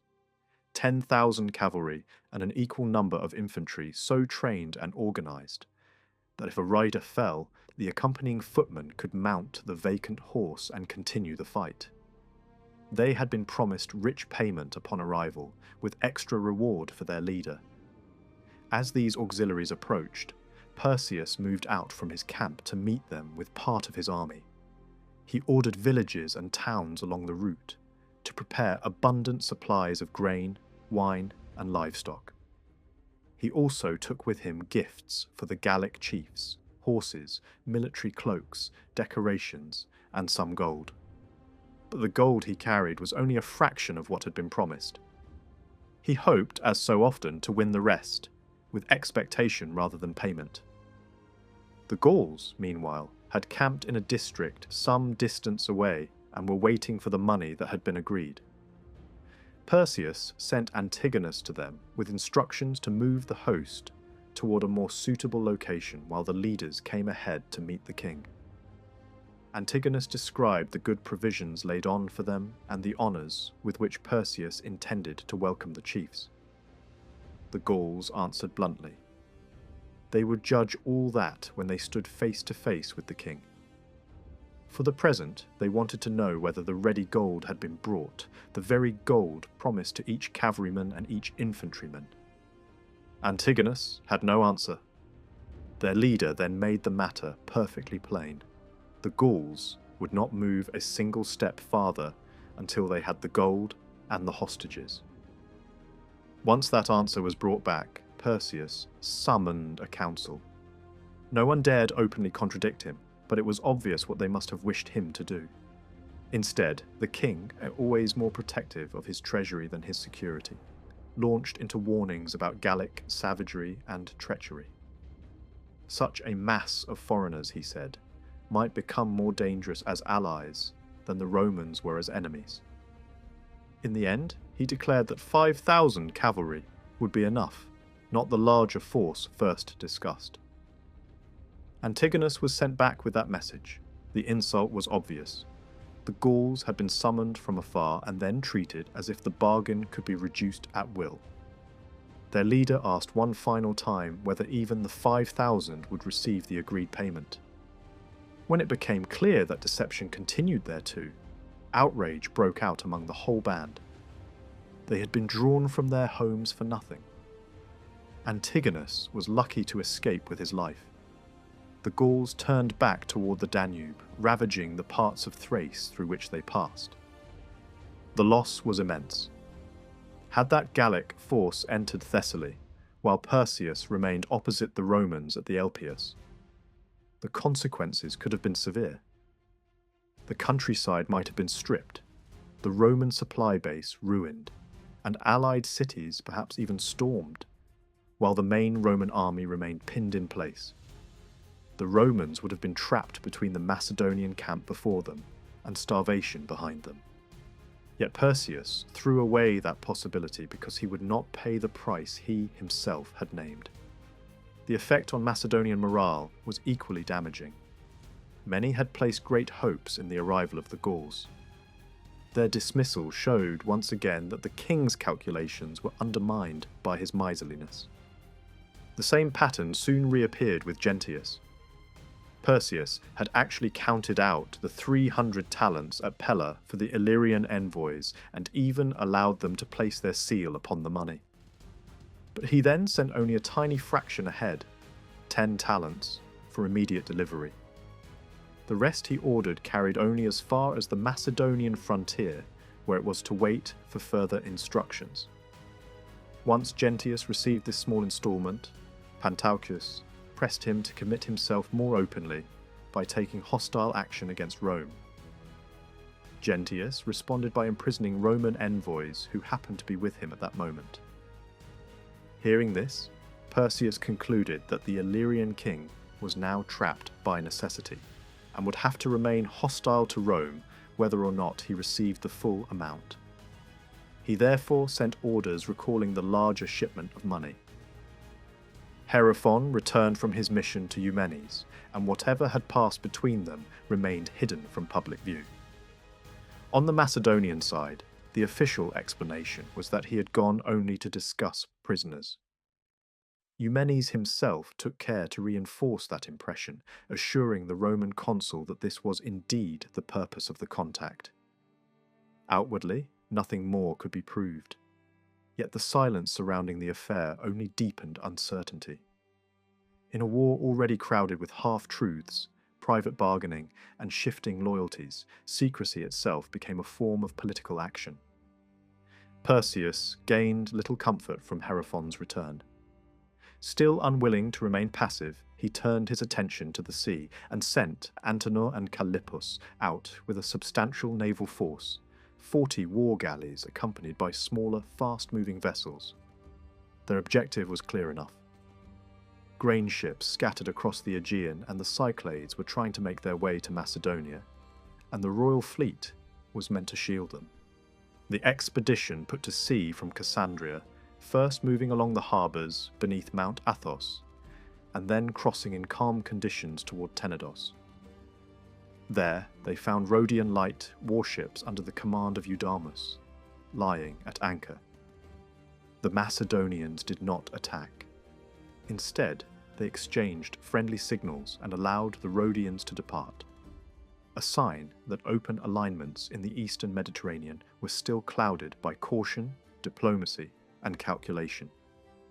Soon afterward, news reached Antenor that on the far side of the island, a large group of Macedonian transport vessels had been trapped by ships belonging to Eumenes. The Pergamene commander had stationed his warships at the harbour entrance and was effectively blocking the grain convoy from moving on. Antenor reacted at once. He sailed around the island, drove off the enemy vessels, and freed the transports. To make sure the grain reached Macedonia safely, he detached 10 galleys as an escort, instructing them to deliver the convoy and then return immediately. They rejoined the fleet a little over a week later, by which time the main force had shifted its anchorage again. From there, the Macedonian ships crossed toward an island lying between the coast of Asia and Chios. Fortune soon handed them another opportunity. Not long after their arrival, a group of transport ships sailed out from Elaea, carrying Galatian cavalry and horses intended for Attalus. Their route would take them by Chios before crossing over toward Macedonia. When Antenor was alerted from a lookout station that the convoy had passed well into open water, he moved out to intercept. At first, the enemy commanders could scarcely believe what they were seeing. A Macedonian fleet operating so far west and in such confidence seemed almost impossible. They mistook the approaching ships for Romans, or perhaps for vessels returning from Attalus. Only when the rams, oars, and formation of the oncoming squadron made the truth unmistakable did panic set in. The transport ships were in no condition to resist.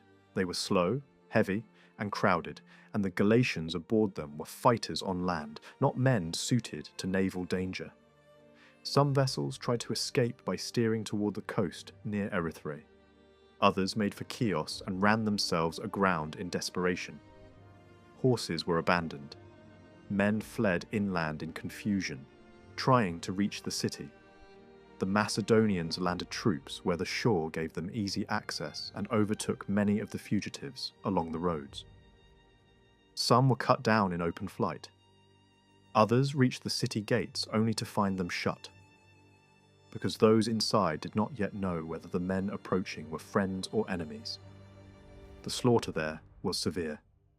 Hundreds of Galatians died, many others were taken alive, and numerous horses perished either in the wreckage or on the shore.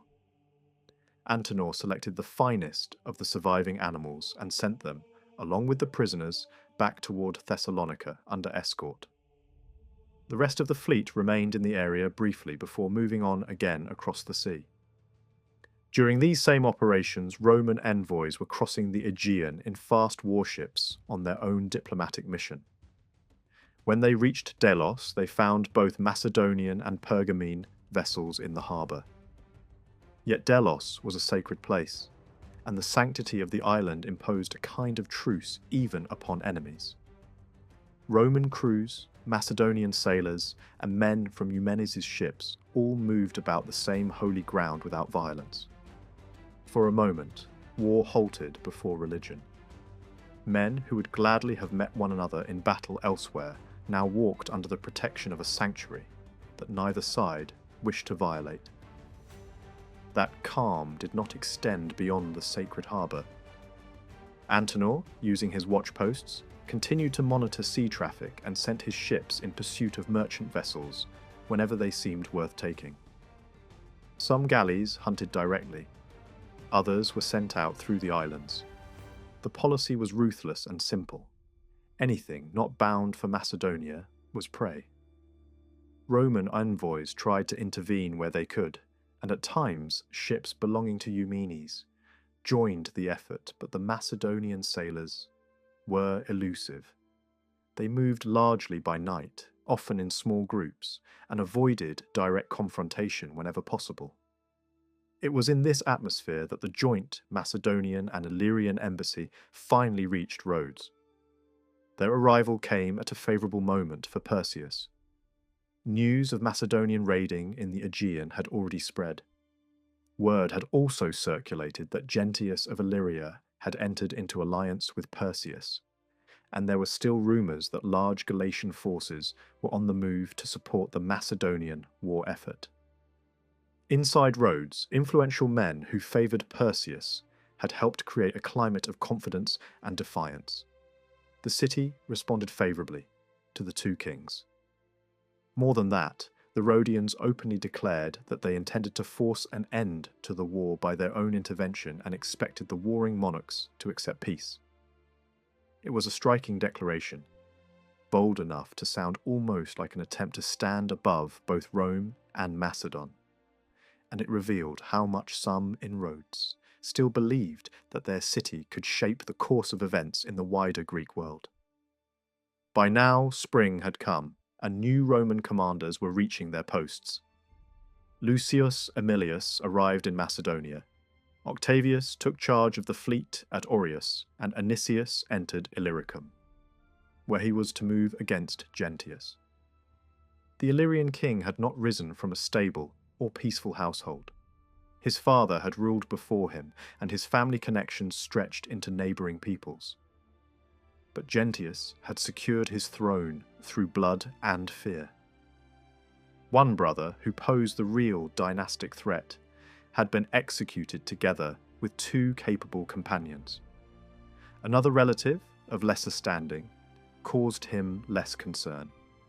There was a strong belief that jealousy had played its part in one of these killings, because the dead brother had been engaged to a woman whose marriage alliance could have brought him valuable outside support. Afterward, Gentius himself married her, confirming what many had already suspected.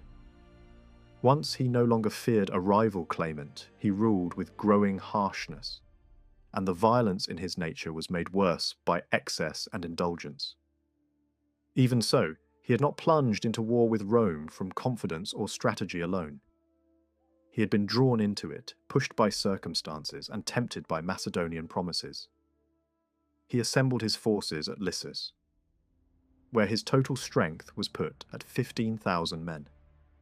From there, he sent one of his brothers with a smaller contingent to overawe the Cavi and force them into submission if terror alone failed. Gentius himself moved against Basania, a city allied to Rome.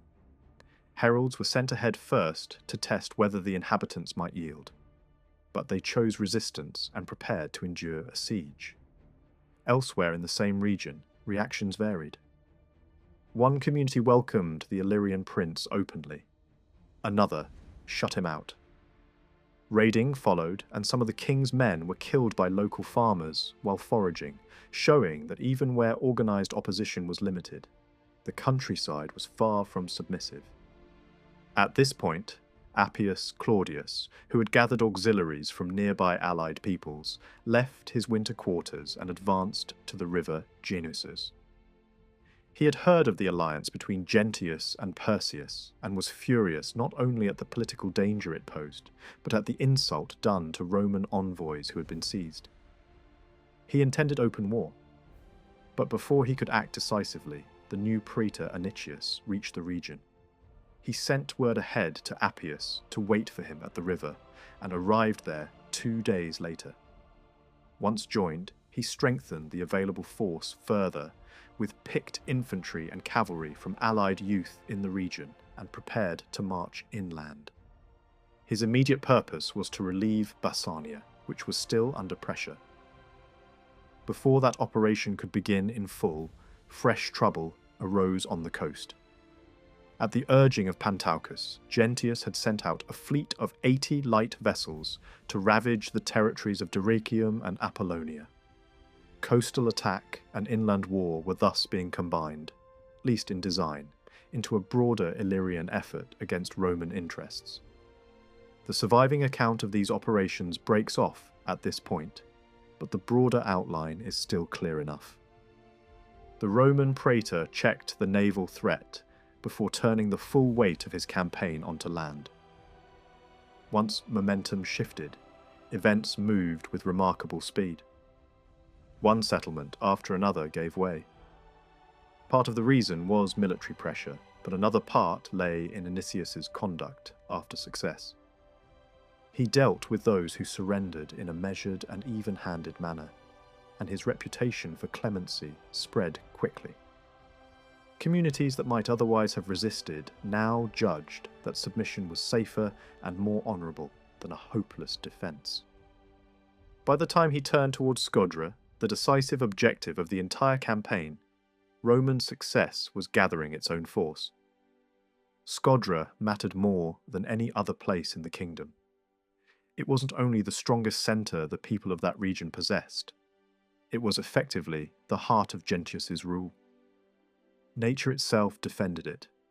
Rivers protected its flanks, and nearby waters joined into larger channels running down from the mountains toward the Adriatic.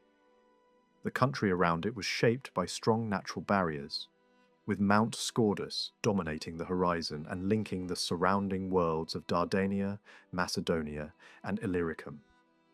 A city placed there was hard to reach and harder still to storm. Even so, Anicius believed that fortune, once favourable, should be pressed without hesitation.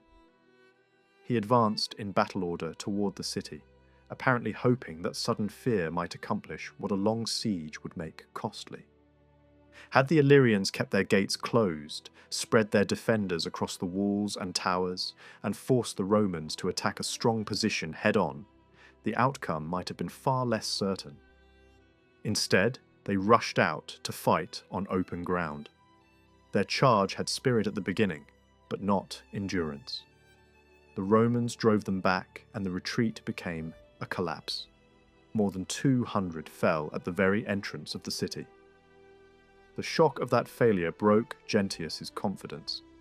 He immediately sent leading men to the Roman commander, asking for a truce so that he might consider his position. 3 days were granted.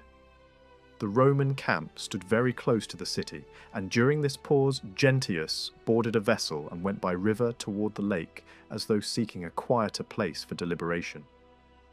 In truth, he seems to have been clinging to the hope that his brother was approaching with large numbers gathered from the surrounding country. That hope dissolved quickly. No rescuing army appeared.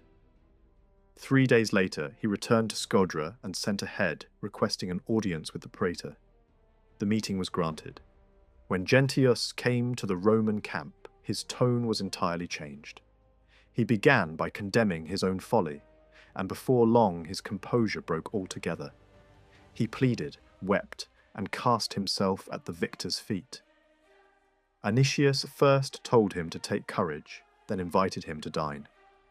It was a gesture of controlled superiority, not friendship. Afterward, Gentius went back to the city, and later that same day, following a final meal conducted under Roman oversight, he was placed under guard and handed over for safekeeping. A king who had entered war for a pitiful sum, scarcely worthy of the hazard he had embraced, now found himself reduced to a captive by the very bargain that had drawn him in. With Scodra taken, Anicius moved immediately to restore the Roman envoys who had been imprisoned and to gather the rest of the royal household. Gentius's wife, children, mother, brother, and other leading Illyrians were brought in. The speed of the campaign was extraordinary. The war had barely begun before it was already over. Within little more than a month, the kingdom had collapsed. Anicius sent word back to Rome announcing victory, and soon afterward Gentius himself, together with his family and principal followers, was sent on under guard. The campaign was so swift that, as later generations like to remark, the war had ended before the news of its beginning had fully spread. While Illyricum was falling apart, Perseus was being pulled in every direction by fear. The arrival of Aemilius in Macedonia alarmed him. Octavius and the Roman fleet alarmed him as well. Land and sea alike seemed endangered. He strengthened Thessalonica with a small garrison and sent another commander there to maintain a camp close to the dockyards. Cavalry was posted farther down the coast to guard against sudden descents from Roman ships and to be ready to aid local communities wherever enemy landings might occur. He also sent troops to secure inland points of strategic value.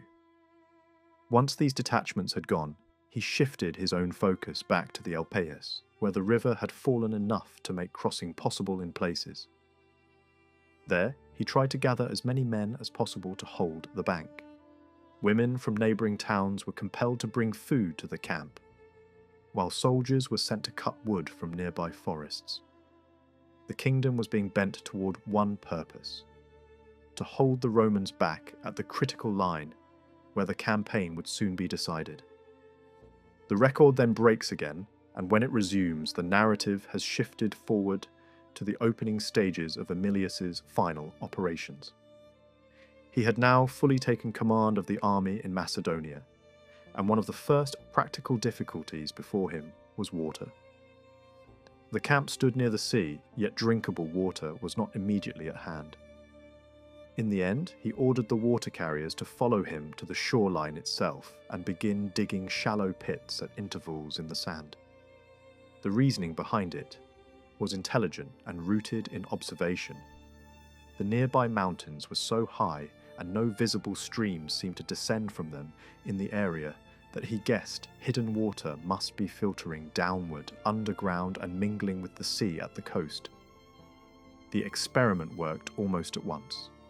As soon as the surface sand was removed, muddy seepage appeared, then clearer flow, and then abundant fresh water.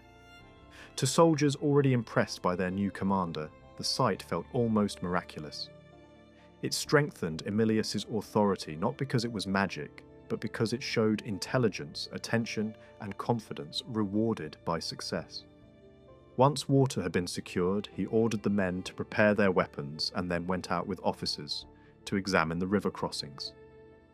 He wanted to know exactly where armed men could descend most easily, where the far bank offered the least difficult ascent, and which points were most suitable for a serious movement. But he was thinking about more than crossings. He also concerned himself with the internal discipline of the army and the way commands were to be transmitted. When orders are shouted broadly through a camp, they become distorted. Some men hear too little, others too much. Confusion spreads faster than intention, and often the enemy understands that something is happening before one's own soldiers grasp the order clearly. Emilius, therefore, changed the practice. Commands were to pass quietly through the chain of officers, from tribunes to centurions, and onward rank by rank, whether from front to rear or rear to front. In this way, movement would be controlled, coherent, and less visible to hostile eyes. He also altered guard procedures. Sentries, he decided, were not to stand their watch carrying shields in the old manner. A sentry's duty was not to fight in place, but to observe and give warning. Yet a man standing with shield and spear often grew drowsy, leaning on his weapon and half sleeping behind the rim of the shield, while the gleam of his armour betrayed him from far away. Such sentries were visible, without being vigilant. Emilius stripped away that habit. He wanted watchers who watched, not armed statues dozing in formation. He made similar changes to outpost service. In hot weather, men had been left too long at their stations, cavalry standing beside bridled horses for exhausting hours under the sun. Fresh enemy forces could then attack tired men and jaded animals, and do disproportionate harm. Emilius divided the watches more carefully, relieving one group at midday with another, so that those posted forward would never be left worn out and useless at the moment of danger. After setting these measures in order, he called the army together and explained how he expected them to be carried out. He then spoke in a way that echoed what he had already said at Rome, but now with even greater sharpness, because the men stood on campaign and not in the forum. In an army, he said, the commander alone bears the responsibility of considering, deciding, and directing what must be done. Sometimes he will decide by himself. Sometimes he will summon men fit to advise him. But those not called to counsel must not scatter opinions through the camp, either openly or in whispers. The soldier has 3 duties: to keep his body strong, to keep his weapons ready, and to keep provisions at hand in case orders come suddenly. Everything else belongs to the gods and the commander. No army prospers where the rank and file debate policy, while the general shifts course according to camp rumour. His task, he told them, was to give them the chance to win. Their task was not to ask what would happen next, but to be ready when the signal came. The effect of this speech was immediate and profound. Even veterans admitted that they had learned something new about the true conduct of war, as though they had become recruits again under a better school of command. Nor did their approval remain a matter of words. It could be seen everywhere in the camp. Men who might once have lounged in uncertainty now busied themselves with purpose. Some sharpened swords, others polished helmets, breastplates, and body armour until the metal shone. Some strapped on their equipment and tested how freely they could move in it. Others weighed spears in their hands or drew blades again and again to test the edge. The whole camp seemed transformed from a weary host into an army ready for decision. Looking upon them, one might easily believe that once they were finally allowed to meet the enemy in full battle, the war would indeed be brought to its end, whether in a victory worthy of memory or in a death worthy of honour. Perseus could not fail to notice the sudden transformation in the Roman camp. With the arrival of the new commander and the coming of spring, everything across the river seemed alive with movement. Camps shifted position. Troops were constantly in motion, and their general rode from point to point, examining the terrain with careful attention. At times, he studied the Macedonian defences as if searching for a weak crossing. At others, his actions were less obvious but no less deliberate. It gave the impression that this was no continuation of an old war, but the beginning of a new one, fought with renewed energy and purpose. News soon reached Perseus that shook his confidence far more deeply than anything he saw with his own eyes.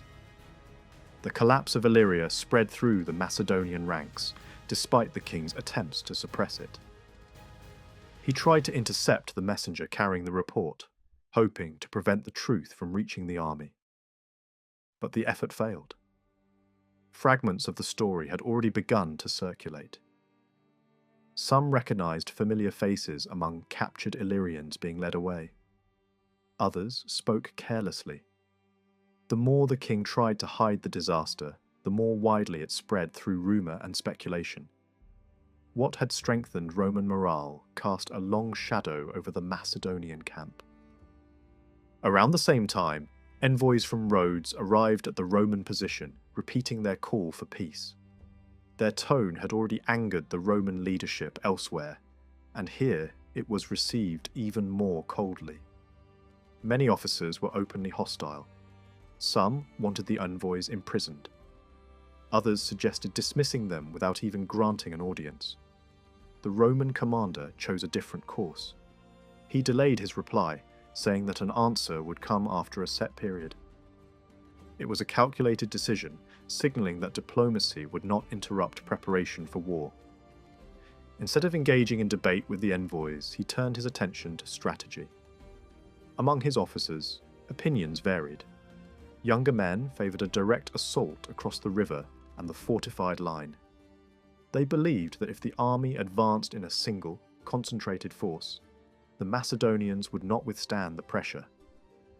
Others proposed a different approach, suggesting that naval operations could draw the enemy away by threatening the coastline and forcing the king to divide his attention.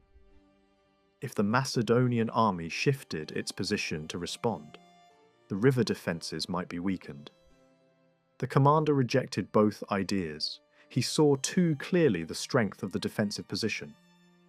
The riverbank, combined with fortifications and artillery, made a frontal crossing extremely costly. Reports confirmed that the Macedonians were skilled in the use of missiles and could strike with precision at range. Rather than force a passage where the enemy was strongest, he began to consider a more indirect solution. He summoned 2 local guides whose knowledge of the surrounding terrain was well known. In private, he questioned them about alternative routes into the region behind the enemy lines. They explained that there were paths through the mountains, though some were guarded. That was enough. If a force could move unseen and strike, by surprise, the defences might collapse before they could react. In darkness, where distance weapons lost their advantage, fighting would come down to close combat, and in such conditions, Roman soldiers held the edge. A plan quickly took shape. A selected force would move quietly through the hills, guided along a route that would bring them to a key position within a few days. At the same time, the fleet would prepare for operations along the coast, creating the impression of a larger coordinated attack. Orders were issued discreetly, with great care taken to conceal the true objective. Supplies were arranged in advance, and the chosen troops were told only what they needed to know. While this movement unfolded in secret, the main army created a diversion. At dawn, light troops advanced into the riverbed and engaged the enemy pickets. The ground there was uneven, broken by channels and shifting banks, making it unsuitable for heavy infantry. Instead, skirmishers fought in the open, exchanging missiles across the shallow waters. From both sides, soldiers and commanders watched from the heights above. The Macedonians proved more effective at a distance, their projectiles striking with accuracy. But when the fighting closed, the Roman troops showed greater steadiness and resilience. The engagement lasted until midday, when the signal to withdraw was given. Casualties had been significant on both sides. The next day, fighting resumed with even greater intensity. The Romans suffered heavily, not only from those directly engaged, but from volleys launched from fortified positions above the river. Stones and missiles rained down, and even the rear ranks were struck by engines placed along the defences. By the end of the day, losses had mounted, and the Roman commander again ordered a withdrawal. On the third day, he refrained from battle altogether and shifted his position as though preparing for a crossing near the coast. The movement was intended to mislead, and it succeeded. While attention remained fixed on the river, the detachment moving through the mountains advanced toward its objective. Time passed, and the campaign moved toward its decisive phase. When the armies finally drew close to Pydna, conditions were far from ideal. The heat of the day was intense, and the march had been exhausting. Dust filled the air, and thirst began to take its toll. Despite this, the soldiers were eager for battle. Their enthusiasm, however, posed its own danger. The commander understood that a fight begun under such conditions could easily turn against them. He delayed the engagement, allowing the army time to recover, even as he moved among the ranks, encouraging the men and maintaining their readiness. Some officers questioned the decision.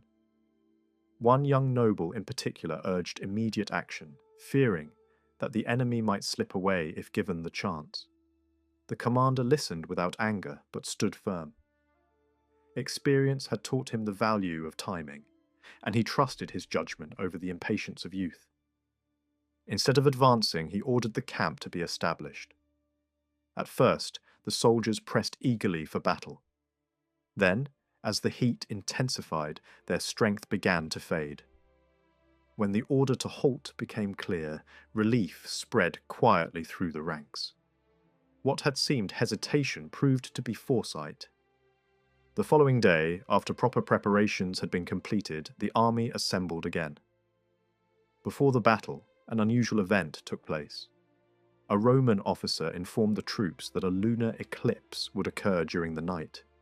He explained it as a natural phenomenon, predictable and not a sign of divine anger. When the eclipse appeared exactly as described, Roman confidence grew. Among the Macedonians, however, the same event caused fear. Many believed it to be a warning of disaster, and anxiety spread through their camp. By the next morning, both sides were ready for a decisive clash. Some criticized their leaders for delaying the fight. The Macedonian king defended his caution by pointing to the terrain and the conditions. The Roman commander faced similar doubts, but addressed them directly. He explained that fighting at the wrong moment could mean defeat, no matter how brave the soldiers. A well-rested army, properly formed and supported, held a clear advantage over one exhausted by marching and heat. The reasoning was sound, and the army accepted it.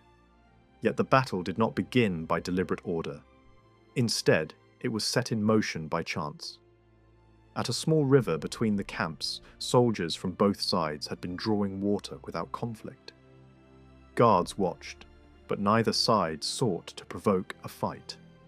Then, suddenly, a pack animal broke loose and ran toward the far bank. A handful of men pursued it, and a brief struggle followed. One of the enemy was killed. What began as a minor incident quickly escalated. Reinforcements arrived, and within moments the quiet riverbank became a battlefield. From that small spark, a full engagement developed. Units were drawn in, lines formed, and the armies clashed. The Roman commander took control of the field, directing movements with energy despite his age. On one side, the Macedonian phalanx advanced, its long spears forming a dense and formidable barrier. At first, its strength was evident, but as the terrain broke the formation and gaps appeared, the advantage shifted. Roman units pushed into the openings, fighting in smaller, flexible groups. Elsewhere, elephants and allied troops struck the Macedonian flank. The effect was immediate. Panic spread, and the line began to give way. What had been a solid formation dissolved into scattered groups. Once the cohesion of the phalanx was lost, its strength vanished. The battle became a series of smaller struggles, and in each of these, the Roman soldiers held the upper hand. The fighting turned into a slaughter. The Macedonian infantry suffered heavily, cut down from all directions. Some fled toward the sea, hoping for rescue. Others attempted to swim out to ships, only to be killed in the water or crushed on the shore. The defeat was overwhelming. Thousands fell, and many more were taken prisoner. Roman losses were comparatively light. The king himself fled early, accompanied by cavalry and a small group of loyal followers. The mounted troops escaped largely intact, protected by the chaos of the battlefield and the obstacles created by their own retreating infantry. The rest of the army collapsed behind them. Nightfall ended the pursuit. Darkness concealed the fugitives and prevented a complete destruction of the defeated force. Even so, the outcome was decisive. The power of Macedonia had been broken in a single day. Perseus fled inland, abandoning the field. His journey was marked by confusion and fear. At first, he was surrounded by many companions, but as the night deepened and the roads divided, his followers began to disperse. Some made their way to nearby cities, others vanished entirely. By the time he reached safety, only a handful remained with him. Back in the Roman camp, victory was shadowed by concern. One of the commander's sons had disappeared during the pursuit, carried away in the chaos of the fighting. For a time, the uncertainty overshadowed even the success of the day. When the young man finally returned, the relief was immense, and only then could the full weight of the victory be felt. Elsewhere, news of the defeat spread rapidly. In one city, fear of unrest led its leader to act with cunning. By sending a garrison away under false pretenses, he secured the safety of the population and prevented disorder. It was a small but telling example of how quickly fortunes could change and how survival depended not only on strength, but on judgment. The war had reached its turning point. What followed would not be a struggle between equals, but the final unravelling of a kingdom already broken on the field.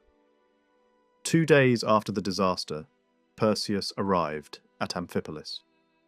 The king was already reduced to sending messengers under the protection of a herald's staff to open contact with the Roman commander. Even before any formal reply could matter, the collapse around him had become obvious. Important figures from his own circle, men who had fled separately after the battle, now gave themselves up voluntarily to the Romans. Others, seeing that the royal cause was sinking beyond recovery, prepared to follow them. The defeat at Pydna had not simply broken an army. It had shattered confidence, loosened loyalty, and begun to dissolve the structure of the kingdom itself. The Roman commander acted quickly. He sent his son Quintus Fabius, together with Lucius Lentulus and Quintus Metellus, back to Rome with news of the victory. To reward the troops, he granted the infantry the spoils taken from the bodies of the fallen enemy and allowed the cavalry to plunder the surrounding countryside. Though only for a limited time, so that discipline would not collapse into disorder. He then shifted the camp closer to the sea near Pydna. From that point onward, submission spread with astonishing speed. Beroea yielded first, then Thessalonica and Pella, and after them almost all of Macedonia began to give way. Many within only a matter of days. The rapidity of this wave of surrender showed how completely the battle had altered the balance. After the army was destroyed, city after city decided there was no sense in risking ruin for a king who could no longer protect them. Pydna itself was slower to respond, not because it still believed in victory, but because the city was crowded with fugitives and filled with a mixed and disorderly population that could not easily come to a common decision. Its gates were not merely shut, they were physically blocked. Men sent by the king's former circle approached the walls to negotiate with the officer controlling the city. Under pressure, the large mass of soldiers sheltering there was dispersed, and once resistance ceased, the town surrendered and was given over to the army for plunder. That act showed that Roman mercy and Roman severity could appear side by side, depending on circumstance. Some places were spared, others made examples. Perseus, meanwhile, looked for any last chance of support. He appealed to the Basaltae, who seemed to him one final possible source of help. When that effort failed, he tried to gather those still around him and revive their spirit. Accompanied by his son Philip, he called an assembly at Amphipolis and meant to encourage the townspeople and the soldiers who had followed him there in flight.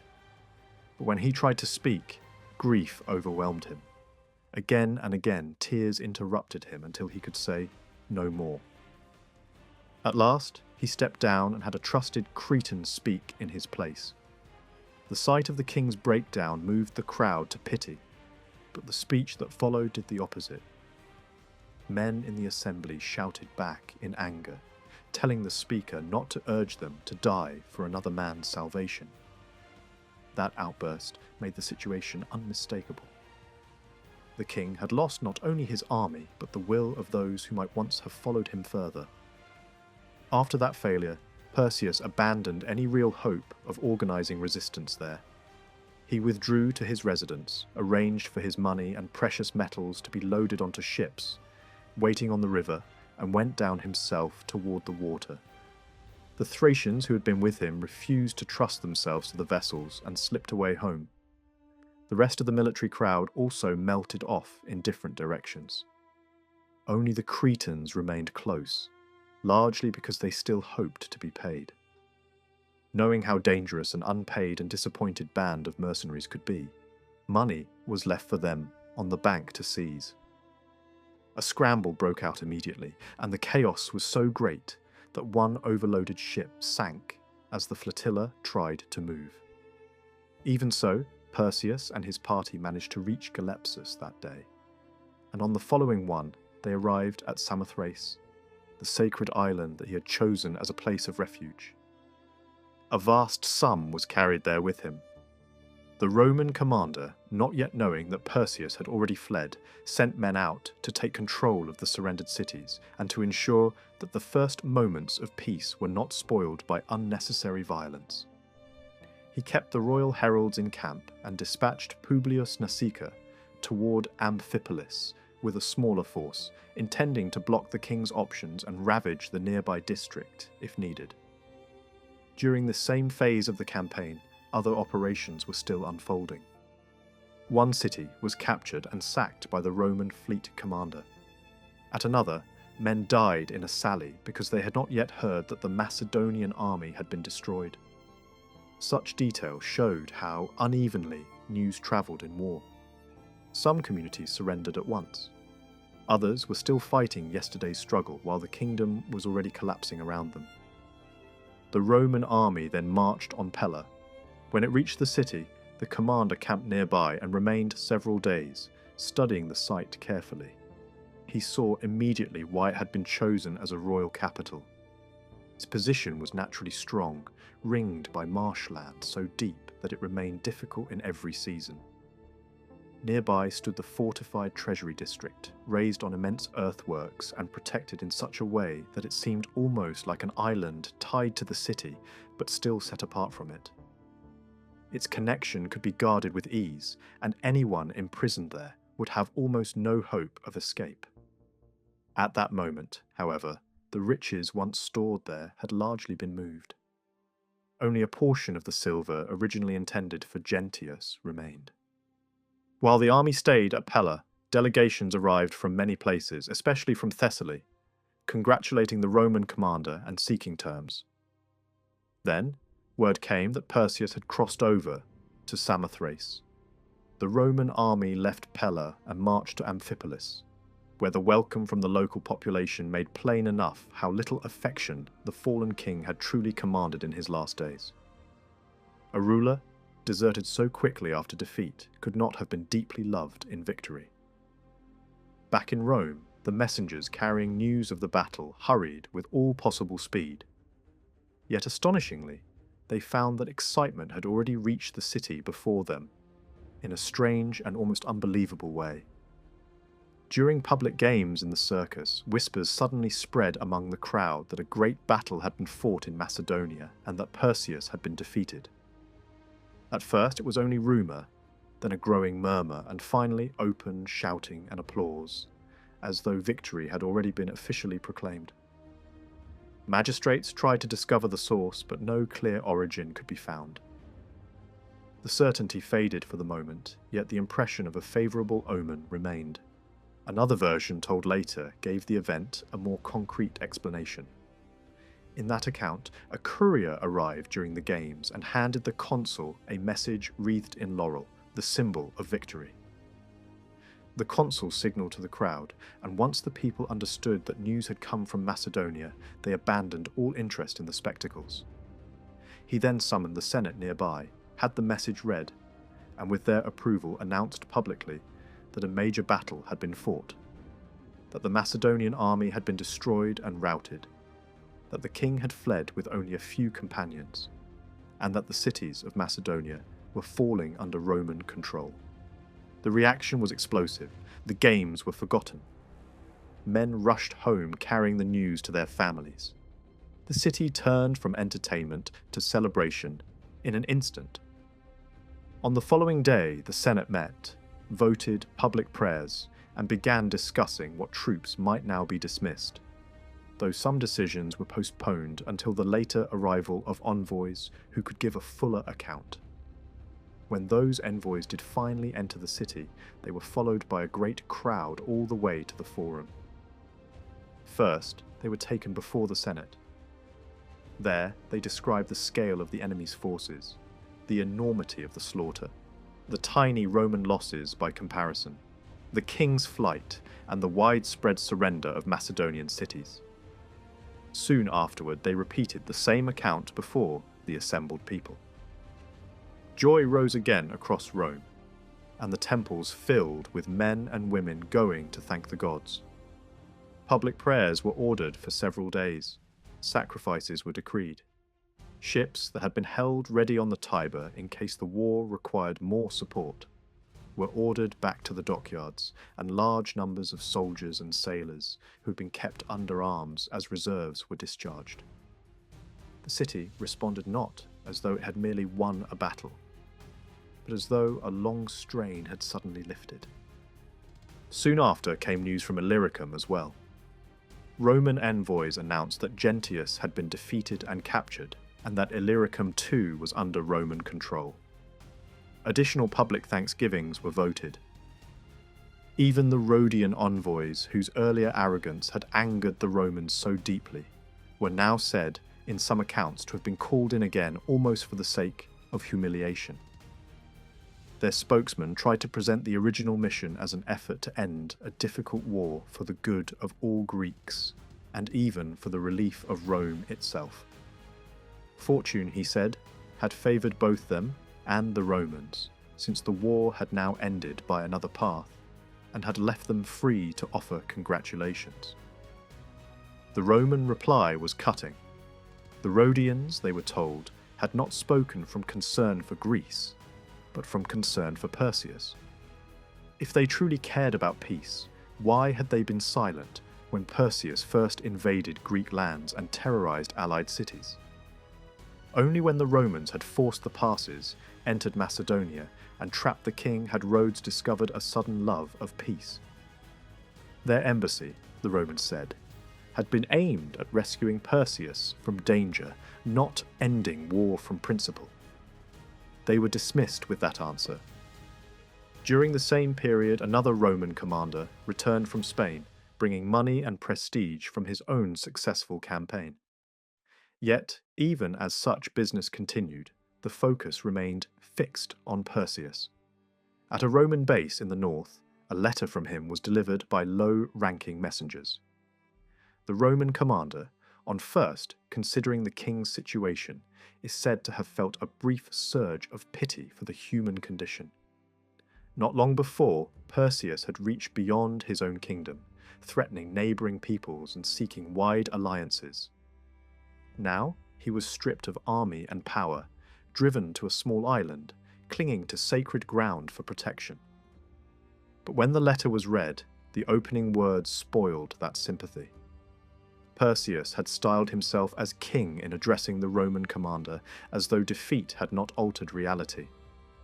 Whatever compassion that first image awakened, vanished, when confronted by what seemed blindness to his own condition. No reply was given. Perseus understood the message. A second letter came, this time omitting the royal title and written under his personal name alone. That softer approach achieved at least a limited result. Roman envoys were sent to speak with him and hear what he proposed. Yet the talks went nowhere. Perseus still clung inwardly to his kingship, while the Roman side insisted on only one acceptable course. He must surrender himself and everything under his control to Roman good faith and mercy. That was not negotiation between equals. It was the language of total submission. Meanwhile, the Roman fleet had arrived off Samothrace as well. Its commander used both threats and promises to press Perseus toward surrender. At this point, something happened that further worsened the king's position on the island. A distinguished Roman young man addressed the local authorities and raised a pointed religious question. If the whole island was sacred, how could it now harbour a man stained by crimes committed at another holy place? The illusion was unmistakable. The attempted murder of King Eumenes at Delphi, long blamed on agents tied to Perseus, was widely known. The islanders could not easily ignore such a charge, especially when they were already effectively in Roman hands. The Samothracians therefore sent their chief magistrate to Perseus with a message. Evander, the Cretan, one of the men near him, stood accused of murder and had brought pollution into the sacred sanctuary. If he trusted his innocence, he should submit to a trial. If he did not, he should remove himself and cease contaminating the holy place. Perseus immediately saw the danger. If Evander were tried and condemned, he might reveal who had truly stood behind the attack on Eumenes. The king therefore urged him not to submit, telling him that he was too unpopular and the charge too grave. Death, he implied, was preferable. Evander did not openly resist, but instead quietly prepared to escape. When Perseus learned that, he feared that letting him flee would turn the islanders' anger more directly onto himself. So, he ordered Evander killed. The deed was done rashly, and only afterward did Perseus seem to realize the full consequences. First, Eumenes had been attacked at one sacred place. Now, Evander had been killed in another. Through this chain of acts, Perseus had brought bloodshed into two of the holiest shrines in the Greek world. He then tried to cover the matter by bribing the island's magistrate to report that Evander had taken his own life. Even at the end, when the kingdom was already lost, he was still trying to hide one crime inside another. What emerged from all these events was the image of a fallen king no longer capable of mastering either fortune or himself. Cities surrendered almost at the sight of Roman advance. Allies disappeared. Courtiers defected. Embassies failed. Refuge in sacred places brought not safety, but further scandal. Rome, by contrast, moved from victory into consolidation with growing confidence. The battle had decided the war, but the days that followed revealed something even more decisive. Macedonia's resistance had not merely been defeated in the field. It had collapsed in spirit, in authority, and in belief. By ordering the death of the one companion who had remained loyal through every reversal, Perseus destroyed the last traces of trust around him. That act did more than remove a witness or silence a danger. It convinced everyone still near him that no one was safe in his company. After that, desertion became constant. One man after another slipped away to the Romans. Those who had stayed through defeat, flight, and humiliation no longer believed they had anything to gain by remaining beside a king who now seemed more dangerous to his friends than to his enemies. Perseus, nearly stripped of all support, began to think not of resistance, but only of escape. At last, he turned to a Cretan named Oroandes, a man familiar with the Thracian coast through trade and travel, and asked to be taken secretly across the water to the court of Carthage. There was a harbour on Samothrace where Oroandes' vessel was lying at anchor. As evening fell, the first items were quietly carried down to the ship. Necessities went first, then as much money as could be moved without drawing notice. Deep in the night, Perseus himself slipped out with only 3 men aware of the plan. They left by a back way, moved through a garden beside his lodging, and with difficulty got over the wall and down toward the shore. But Oroandes had proved loyal only to profit. Once the money was aboard, he wasted no more time. Under cover of darkness, he slipped out of the harbour and turned his prow toward Crete, leaving the king behind. When Perseus discovered that the vessel had vanished, he wandered the shoreline in confusion for some time. Dawn was approaching, and he no longer dared to return openly to his quarters. In the end, he hid himself in a concealed recess on one side of the sanctuary. That was the condition to which the king of Macedonia had been reduced. Betrayed by a hired sailor, abandoned by nearly everyone else, and forced to take shelter like a fugitive within the shadows of a holy place. Among the Macedonians there was a select body of noble youths who served in close attendance on the king. They had followed him in flight, and even now had not yet deserted him. But the Roman commander at sea understood exactly how to break what little remained of the royal household. A proclamation was issued promising safety, freedom, and protection of property to the royal attendants and any other Macedonians on the island if they came over at once. The offer worked immediately. One by one, they crossed over and gave in their names. Even the king's younger sons were surrendered by a man from Thessalonica. In the end, no one remained with Perseus except Philip, his eldest son. With no army, no court, no allies, and no escape left to him, Perseus finally gave himself up, together with his son, to the Roman commander. Even then, he tried to speak like a man wronged more by fortune than by his own decisions. He blamed chance, and he blamed the gods whose sanctuary had not protected him, though he had come there as a suppliant. It was a bitter complaint, but by then, no one could miss the truth that his downfall had been prepared as much by his own fear, greed, and indecision as by Roman arms. He was placed aboard the Roman commander's flagship. The rest of his money was loaded as well, and the fleet turned back at once for the mainland. From there, a message was sent ahead to Lucius Aemilius Paulus, informing him that the king was now in custody and would soon be brought before him. When that report reached the Roman camp, Paulus treated it almost as a second victory, and in a real sense it was. A battle had destroyed Macedonia's army. The capture of Perseus destroyed the kingdom itself. Sacrifices were offered in thanksgiving. The commander called together his senior officers, had the message read aloud, and then sent a trusted man to receive the prisoner before he arrived. The expectation this created in the camp was extraordinary. No previous captive king had carried the same weight of memory and symbolism. Others had been taken before, but Perseus was different. He had not merely joined a war begun by others. He had stood at the centre of it. Around him still hung the prestige of a royal house connected, in the Roman imagination, with Philip and with Alexander, with the rise of Macedonia from obscurity to the highest rank among the powers of the world. Even fallen and defeated, he embodied the remains of that history.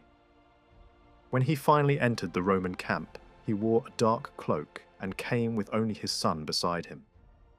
No loyal company of nobles surrounded him now. The crowd pressing forward to see him was so great that the Roman commander had to send attendants to clear a path.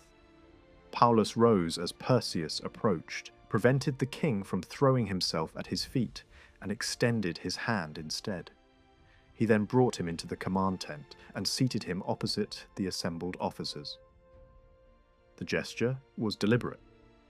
Perseus was not to be treated as an equal, but neither was he to be humiliated like a common prisoner dragged in for mockery. Roman superiority had already been made plain. What remained now was to display power controlled by dignity. Paulus began by asking what injury or madness had driven Perseus into such a war against the Roman people, a war that had brought both himself and his kingdom to ruin.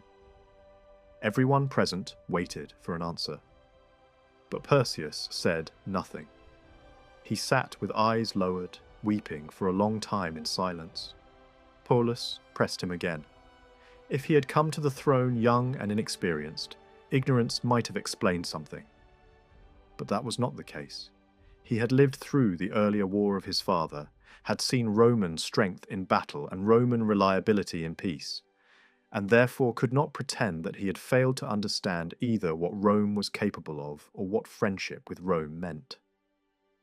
Why, then, had he chosen war over peace with a people whose severity in conflict and faithfulness in settlement were both already familiar to him? Perseus still did not answer. Whether from shame, fear, exhaustion, or simple inability to defend himself, he remained silent. Then Paulus changed his tone. However the matter had come about, whether by human weakness, chance, or necessity, he said, Perseus should take heart.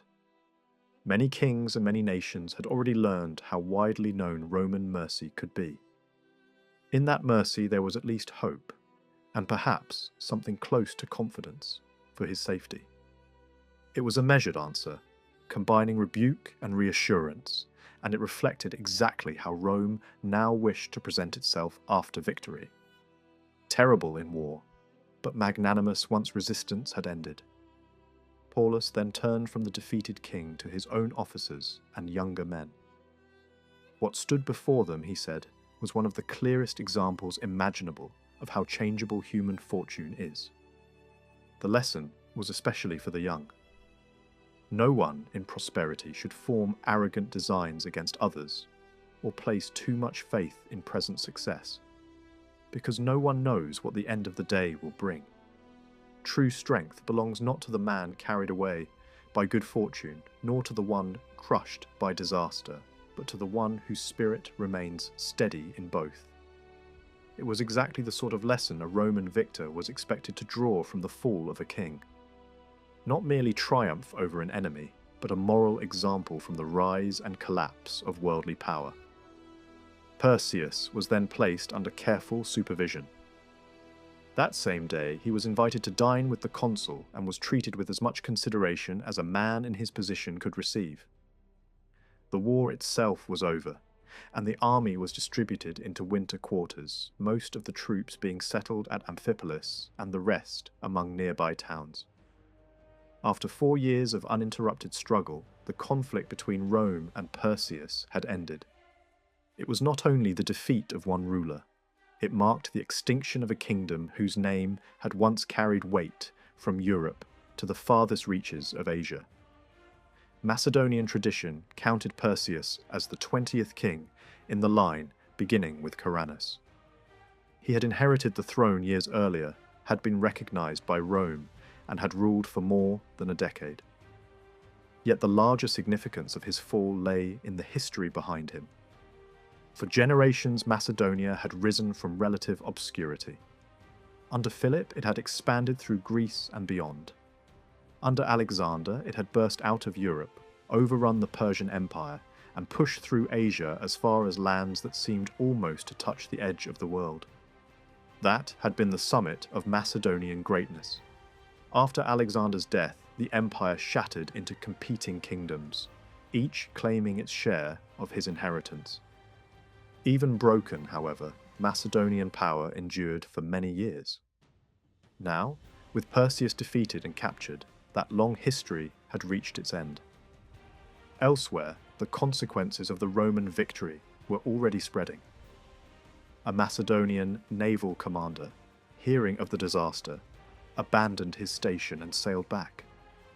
A Roman envoy who had been protecting shipping routes in the Aegean sent allied ships away and continued his diplomatic journey toward Egypt, hoping to intercept Antiochus before he could tighten his grip around Alexandria. Rome's triumph in Macedonia immediately strengthened its hand in every other part of the eastern Mediterranean. As those envoys moved along the coast of Asia Minor, they reached a harbour near Rhodes. The leading Rhodians came out to meet them and urged them to come into the city. By then, the news of the Roman victory had already reached Rhodes as well. The city's leaders insisted that it mattered for their safety and reputation that Roman envoys see conditions there with their own eyes and not depend on rumour. At first the Romans refused, but the Rhodians pressed the request until they agreed to a short delay for the sake of an allied city. Once the envoys entered Rhodes, however, the visit increased fear rather than easing it. One Roman spokesman, a stern and severe man, reviewed at length the deeds and words by which Rhodes had shown hostility during the war. His manner made the charges feel even harsher than the facts themselves. Since he had no personal grudge against the city, the Rhodians concluded that if this was the tone of one Roman senator, the Senate at Rome itself might be still more hostile. Another envoy spoke in a milder way. He said that most of the blame belonged not to the entire Rhodian people, but to a small number of reckless and self-serving agitators. Men who had pushed through flattering decrees in favour of Perseus and sent embassies that brought shame and regret upon the city. If the Rhodians themselves agreed to hold the guilty accountable, then the wrongdoing would recoil upon the authors rather than the whole community. That second line of argument found much wider approval. It was easier for the Rhodians to accept blame directed at a faction than condemnation resting on the whole city. When local leaders responded, those who tried to deny everything outright please the crowd far less than those who accepted that some men must now pay for what had been done. A decree was passed, at once imposing the severest penalties on those found to have acted or spoken for Perseus against Rome. Some of the accused had already fled. Others, seeing what was coming, killed themselves. The Roman envoys stayed only a few days before moving on. But the Rhodians did not relax after their departure. Justice or vengeance continued with real energy. In this way, Roman power shaped the politics of an allied city without the need for occupation or force. Fear of what Rome might do was enough. Meanwhile, Antiochus had failed to take Alexandria by direct assault and had withdrawn, though not from lack of ambition.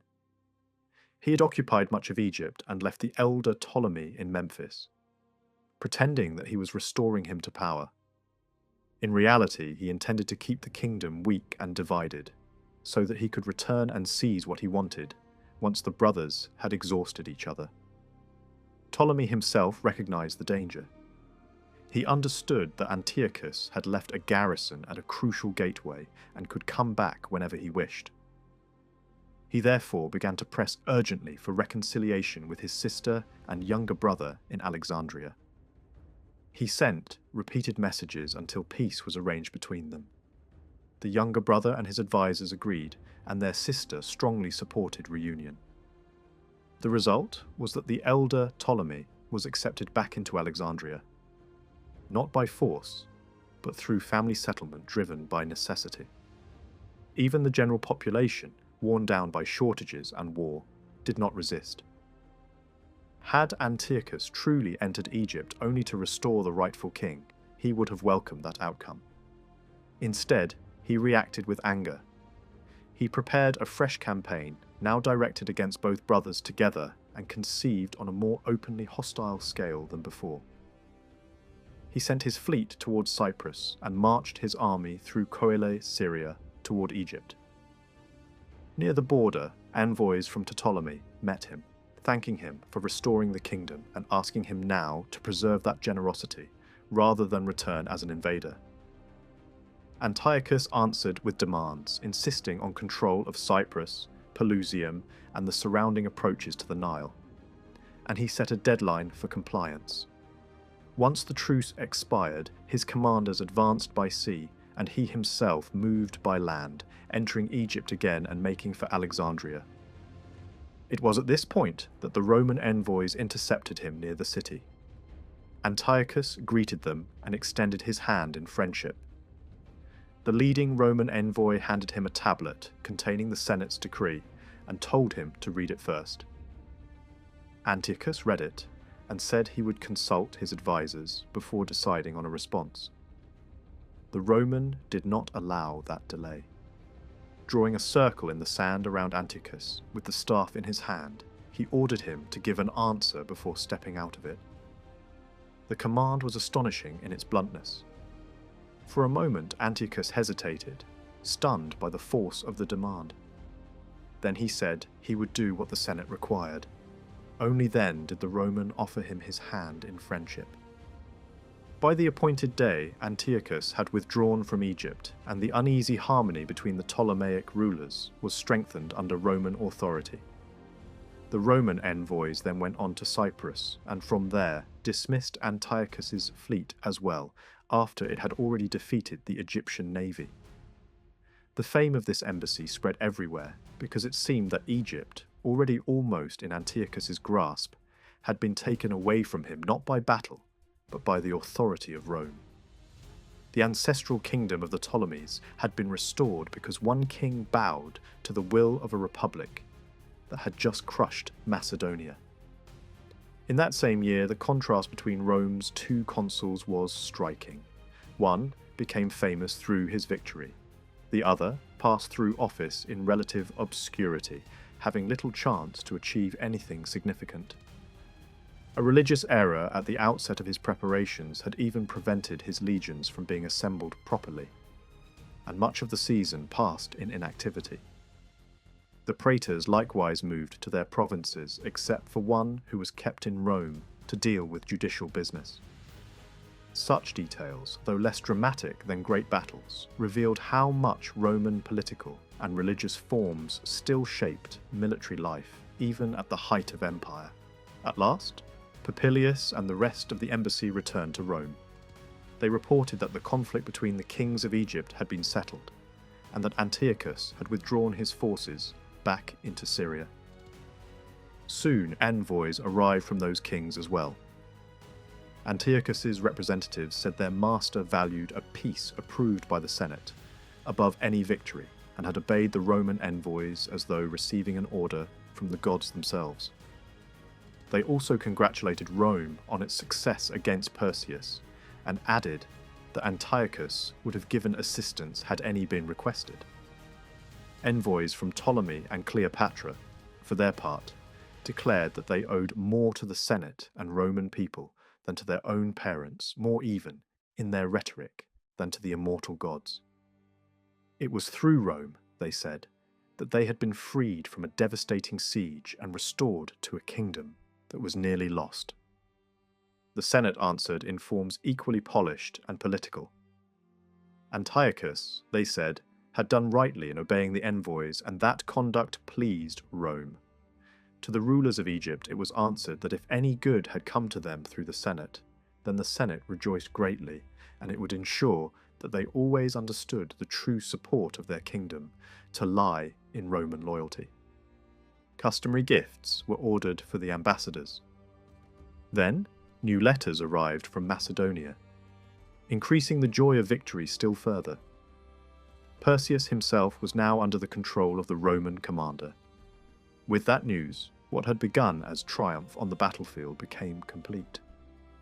The enemy king was defeated, captured, and powerless. Macedonia had fallen, Illyricum had fallen, Egypt had been preserved through Roman authority, and even proud Rhodes had been forced into fearful self-correction.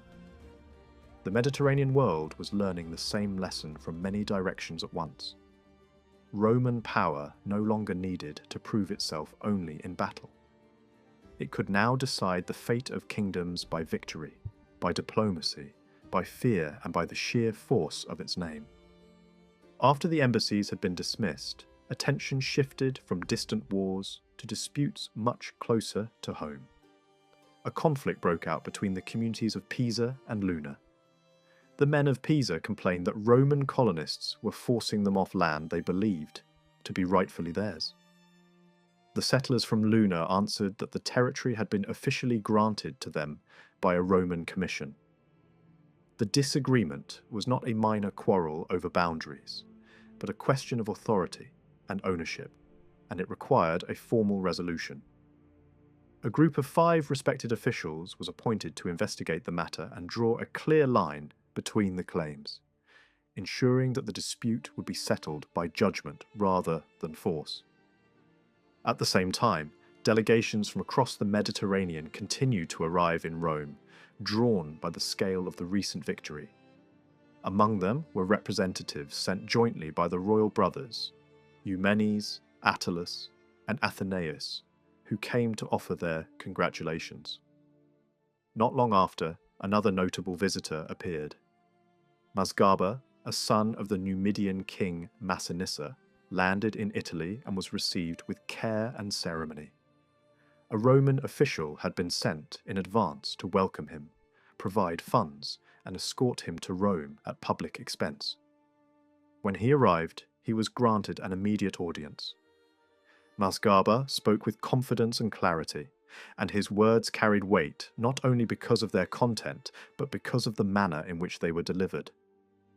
He described in detail the support his father had provided during the long war: soldiers, cavalry, elephants, and grain sent steadily over the years.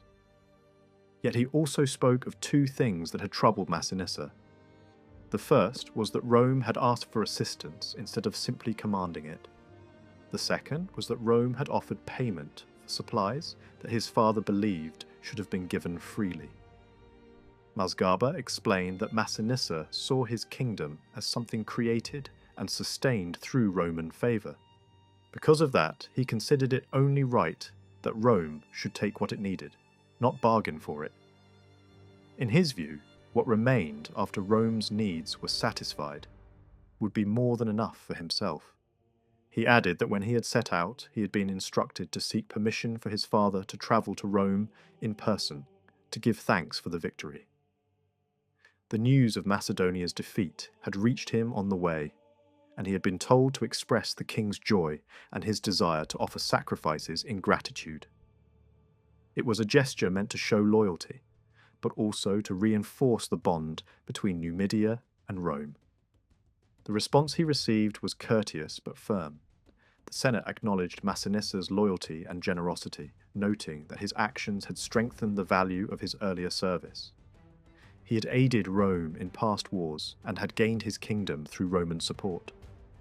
But since then, he'd continued to prove his allegiance again and again. It was natural, they said, that such a ruler would rejoice in Rome's victory. Yet they declined his request to come in person. It was not considered wise for him to leave his kingdom, nor necessary. His son had already fulfilled the duty of gratitude in his place. Masgaba himself was honoured with gifts, provided for generously during his stay, and escorted safely on his return. A similar gesture followed shortly afterward when another son of Massinissa sent word explaining that he had been delayed by illness during his journey home after serving with the Roman army. Even in this case, Rome responded with care, ensuring that he was treated properly and given the same honours as his brother. These exchanges revealed a pattern. Rome rewarded loyalty not only with victories shared, but with recognition, protection, and carefully measured generosity. While these diplomatic matters unfolded, internal political decisions were also being shaped. Officials responsible for reviewing the structure of Roman society took action regarding the status of freedmen. Most were assigned to the urban voting groups, though exceptions were made for those with established families or significant property in rural areas. The decision sparked disagreement between leading magistrates. One argued that no official had the right to strip a man of his civic standing entirely, while the other insisted on enforcing limits more strictly. In the end, a compromise was reached through a public and symbolic method.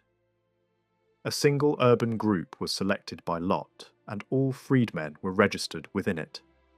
The resolution satisfied both sides and was seen as a fair balance between order and inclusion.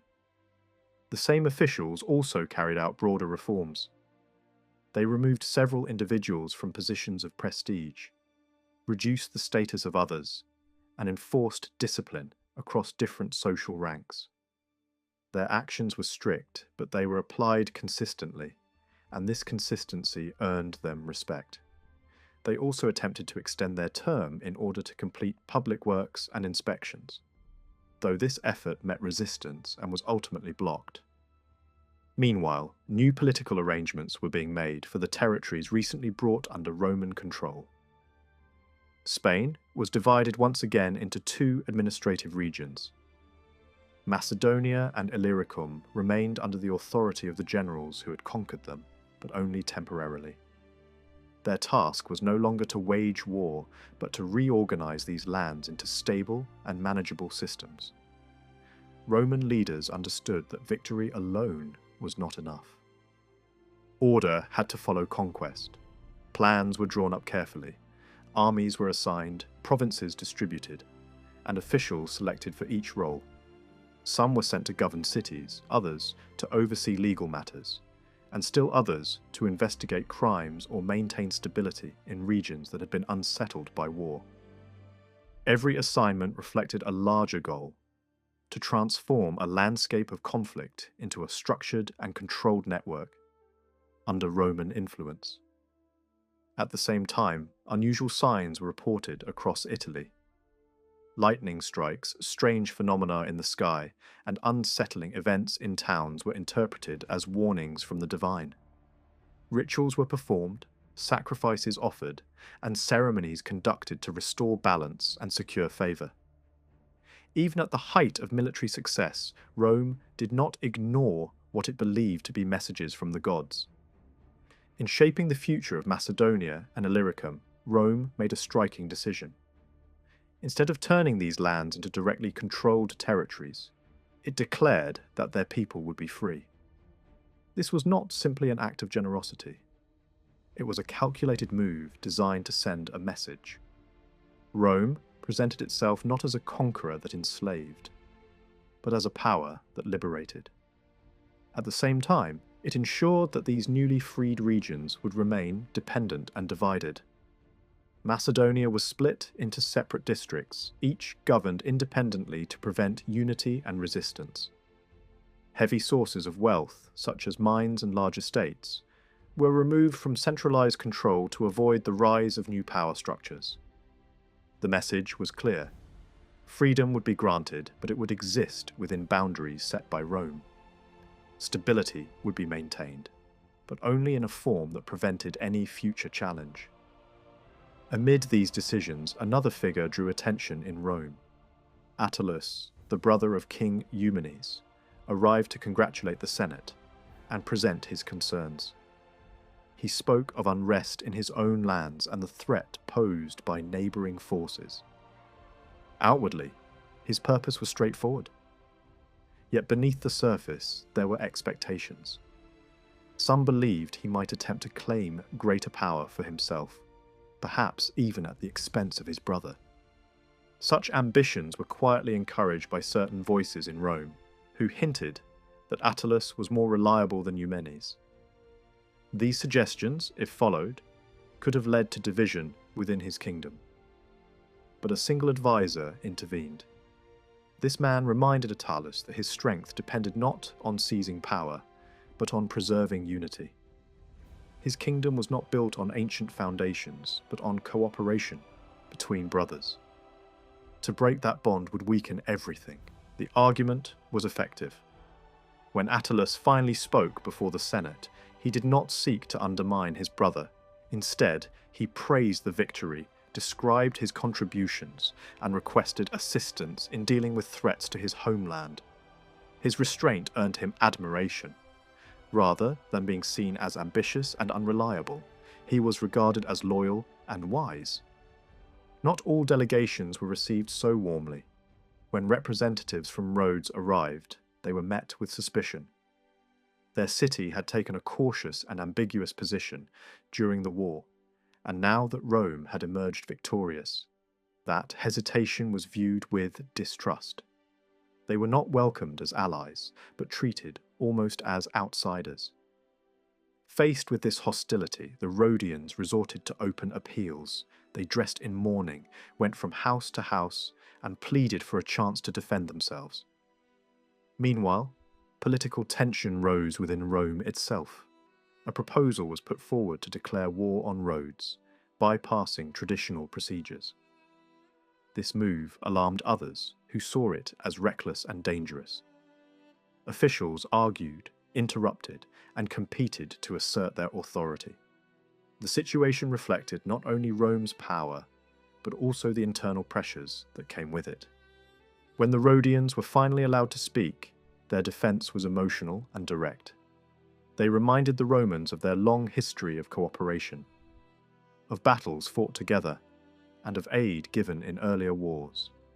They admitted mistakes had been made, but insisted that these were the actions of individuals, not the will of the entire city. They argued that every state contains reckless voices, just as Rome itself had known division and unrest. They also addressed the central accusation, their attempt to mediate peace between Rome and Perseus. They claimed it had been misguided, perhaps even foolish, but not hostile. It had brought them neither favour nor safety, only suspicion from both sides. They had not fought against Rome, nor had they failed in any duty they had been allowed to fulfill. Their argument went further. They asked what crime justified turning them from allies into enemies. Rome, they said, prided itself on just wars fought for clear reasons. Against Carthage, against Philip, against Antiochus, there had always been a cause. What was the cause now? In the end, their defence rested on a simple idea. a city should not be judged entirely by its worst voices. Just as individuals differ in character, so do nations. Some are bold, some cautious, some easily swayed. Rhodes, they admitted, had spoken unwisely at times, but its long record, its past loyalty, and its contributions should not be erased by a single moment of poor judgment. The decision that followed would not only determine the fate of Rhodes, but also demonstrate how Rome chose to deal with those who stood between loyalty and hesitation. Once the earlier embassies had been dismissed, Rome turned back to a dispute much nearer to home. Delegates from Pisa and Luna appeared before the Senate, each accusing the other over contested land. The men of Pisa said Roman colonists were pushing them off territory they had long regarded as their own. The representatives from Luna answered that the same ground had been lawfully assigned to them by a Roman land commission. The matter touched not only local rights, but Roman authority itself. It could not be left to argument or force. A panel of 5 respected men was therefore appointed to inspect the area and fix the boundaries in person, so that the quarrel would be settled by an official judgment, rather than by pressure from either side. Not long afterward, a joint embassy arrived from the royal house of Pergamum. It spoke in the names of Eumenes, Attalus, and Athenaeus, offering formal congratulations on the Macedonian victory. Soon after that came another distinguished visitor, Masgaba, one of the sons of King Massinissa. He landed in Italy under Roman escort and was received with exceptional courtesy. A Roman official had already been sent to meet him, provide him with money for the journey, and bring him to the capital at public expense. The speed and care of that reception showed how highly Massinissa's loyalty was valued. When Masgaba was brought before the Senate, he spoke in a way that made his message even more welcome than it already was. He listed, one by one, the contributions his father had made during the long Macedonian War. Infantry, cavalry, elephants, and grain sent steadily over the years. Yet the speech became more striking when he spoke of what had displeased Massinissa. One thing, he said, had shamed the king. Rome had asked for help instead of simply commanding it. Another had shamed him too. Rome had sent money in payment for grain. Massinissa believed his kingdom existed only because Rome had raised and protected it. And for that reason, he thought Rome should take from him whatever it needed without bargaining, and certainly without paying. What Rome did not require would be enough for him. Masgaba then added that after he had set out, fresh riders had reached him with the news of Macedonia's defeat. His father had therefore instructed him to add congratulations and to ask whether he might come in person to Rome, sacrifice on the capital, and thank Jupiter for the victory. The Senate replied in a warm but measured tone. Massinissa, they said, had acted as a noble and generous ally ought to act. He had once helped Rome in the Punic struggle, and he had received his kingdom with Roman backing. But after that, he had gone on showing his devotion in one war after another. It was no wonder that such a king should rejoice in Rome's triumph. Yet Rome did not think it wise for Massinissa himself to leave Africa. He could give thanks to the gods at home, and his son had already spoken for him at Rome with dignity enough. Masgaba was then honoured with rich gifts. His expenses were covered throughout his stay in Italy, and ships were hired to carry him and his attendants safely back across the sea. Even his followers, free and enslaved alike, were clothed at Roman expense. Soon afterward, a letter arrived concerning another son of Massinissa, who had been sent back toward Africa after serving with his cavalry, but had fallen ill when storms broke up the voyage. Rome answered that situation in much the same spirit, sending gifts equal to those given to his brother and making arrangements for his lodging, care, and onward journey. These actions were not merely generous gestures. They were reminders that Rome rewarded faithful service carefully and publicly, and that its alliances were strengthened not only by force, but also by honour. At about this same time, Roman officials were dealing with another sensitive issue at home, one involving the place of former slaves in the civic body.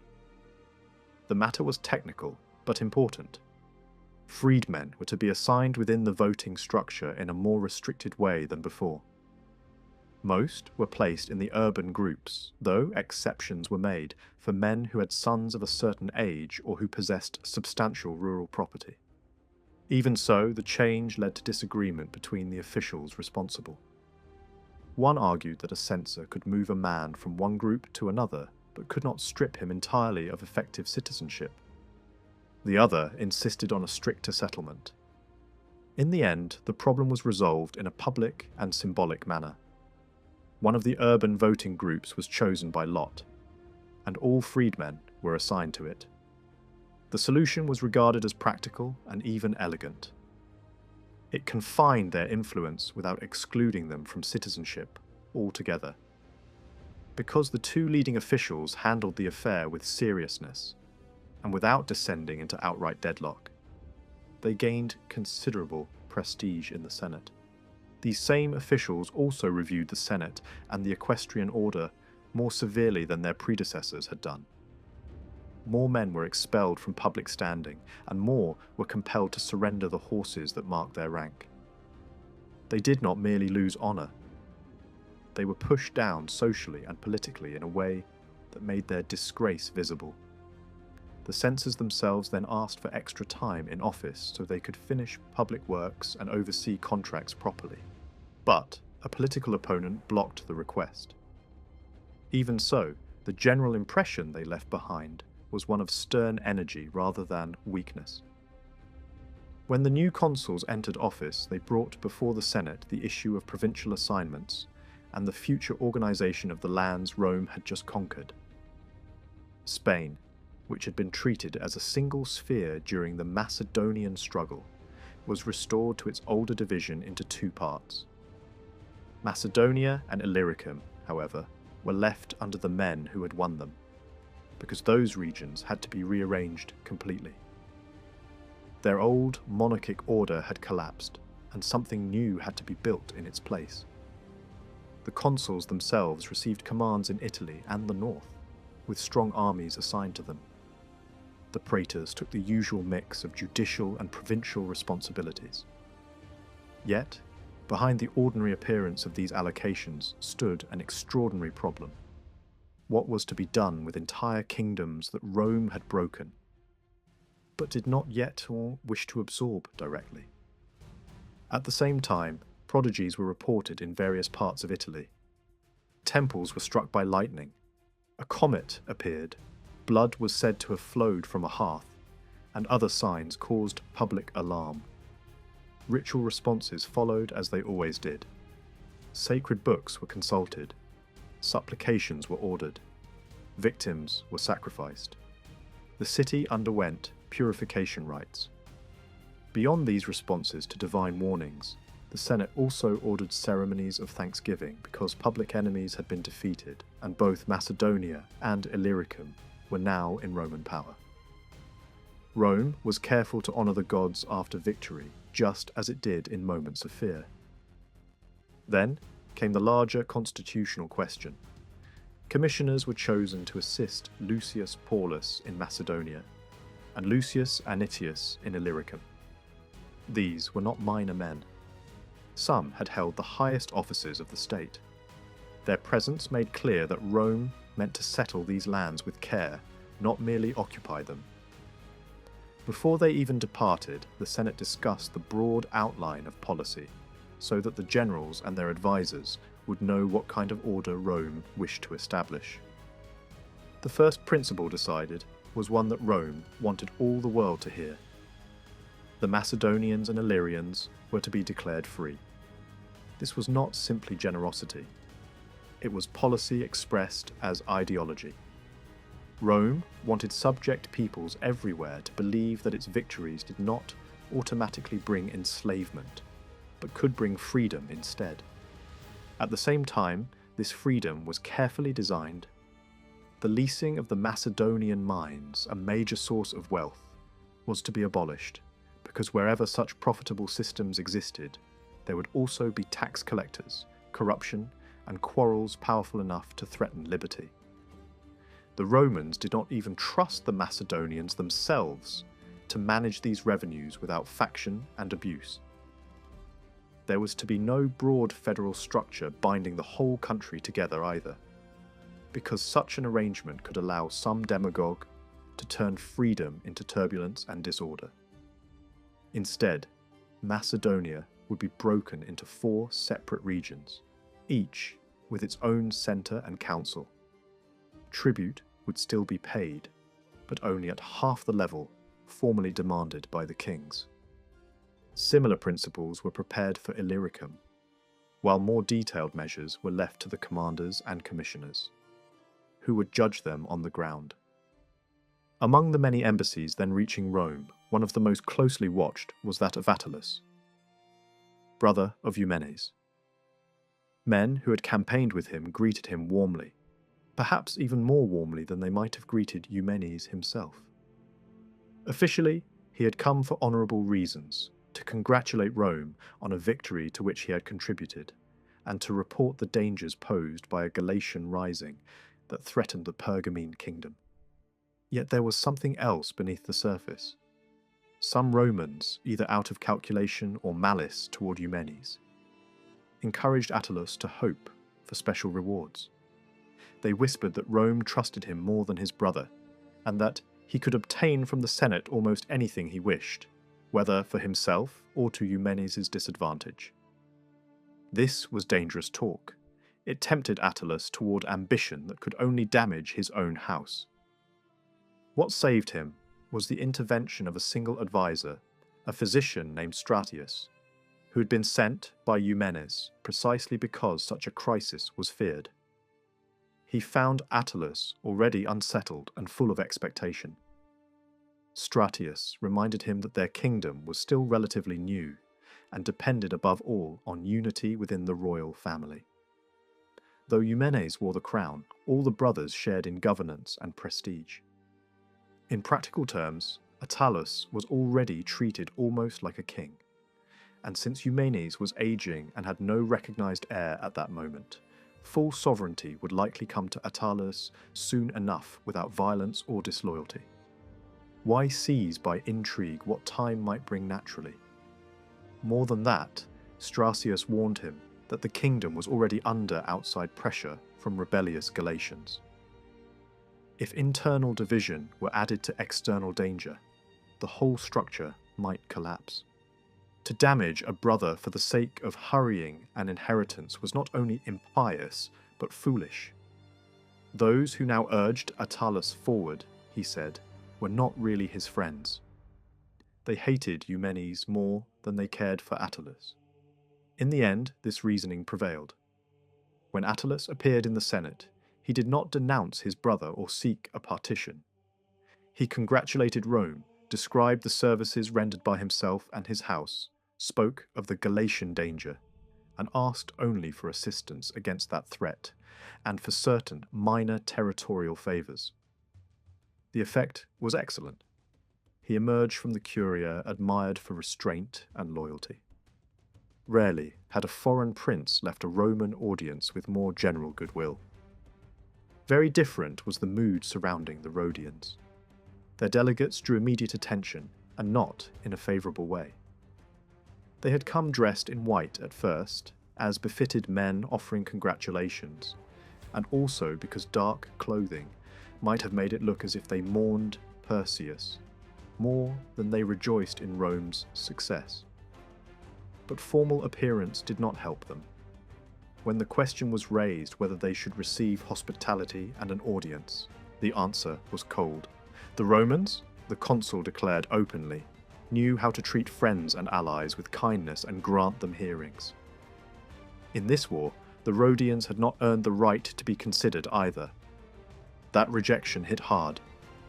The Rhodians threw themselves down and begged not to be condemned before their case had been heard. They changed into mourning dress and went from house to house among the leading Romans, pleading, weeping, and asking only for an inquiry before punishment. At the same time, a dangerous movement arose inside Roman politics. A praetor, eager and over-hasty, proposed war against Rhodes, and even seemed to hope that he himself might receive command of it. Tribunes of the plebs intervened against him, but not according to older and more careful procedure. The whole matter was becoming a contest of speed and political display rather than calm deliberation. It was a sign that victory abroad could inflame recklessness at home. When at last the Rhodians were heard, one of their leading speakers delivered a powerful defense. He began by saying that their earlier embassy had already been punished enough by the harsh response it had received. If shame had not been felt then, surely their present condition should count as penitence enough. Arrogant speech, he argued, may deserve rebuke, but never extermination. Wise men laugh at insolence when it comes from the weak against the strong. Hot-tempered men grow angry at it, but no one ever thought mere words worthy of capital punishment. Was Rome really now treating spoken arrogance as if it were armed hostility? From there, he turned to the deeper accusation. Since Rhodes had committed no act of war, was Rome really considering punishing the city for an inclination, for what some Romans believed the Rhodians had wanted in their hearts? Even if some had favoured Perseus, he said, desire and action were not the same thing. No city executed men merely for wishing an enemy ill, without doing anything to bring it about. The Rhodians, he continued, did not seek to excuse the guilty. If all had shared the same guilt, then let all be punished. But if only some leaders had supported Perseus, while others sided with Rome, then let the guilty suffer, and let the innocent be spared. Rhodes itself was already condemning those men. Some had fled, others had killed themselves, and others would be surrendered. The city asked only that the rest should not die for their sake. The speaker then appealed to the past. In the present war, he admitted, Rhodes deserved no thanks, but neither did it deserve destruction. Earlier, services ought to outweigh one lapse. Rome had fought 3 great kings in succession. Rhodes had aided Rome in 2 of those struggles. Let Philip, Antiochus, and Perseus be imagined as 3 votes. 2 would acquit Rhodes, only 1 condemn it, and even that one remained open to argument. Why should the doubtful case count more than the proven record? Besides, he said, what was really under discussion was not war in the proper sense. Rhodes would not resist Rome. The city was not debating whether to fight back, only whether it would be wiped from the earth.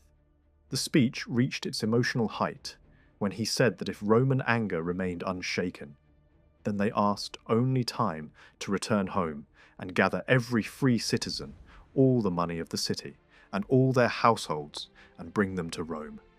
They would leave their gods behind, pile their treasures before the Curia, and place themselves, their wives, and their children entirely in Roman hands, ready to suffer whatever Rome decided, so long as their city might be destroyed far away from their eyes.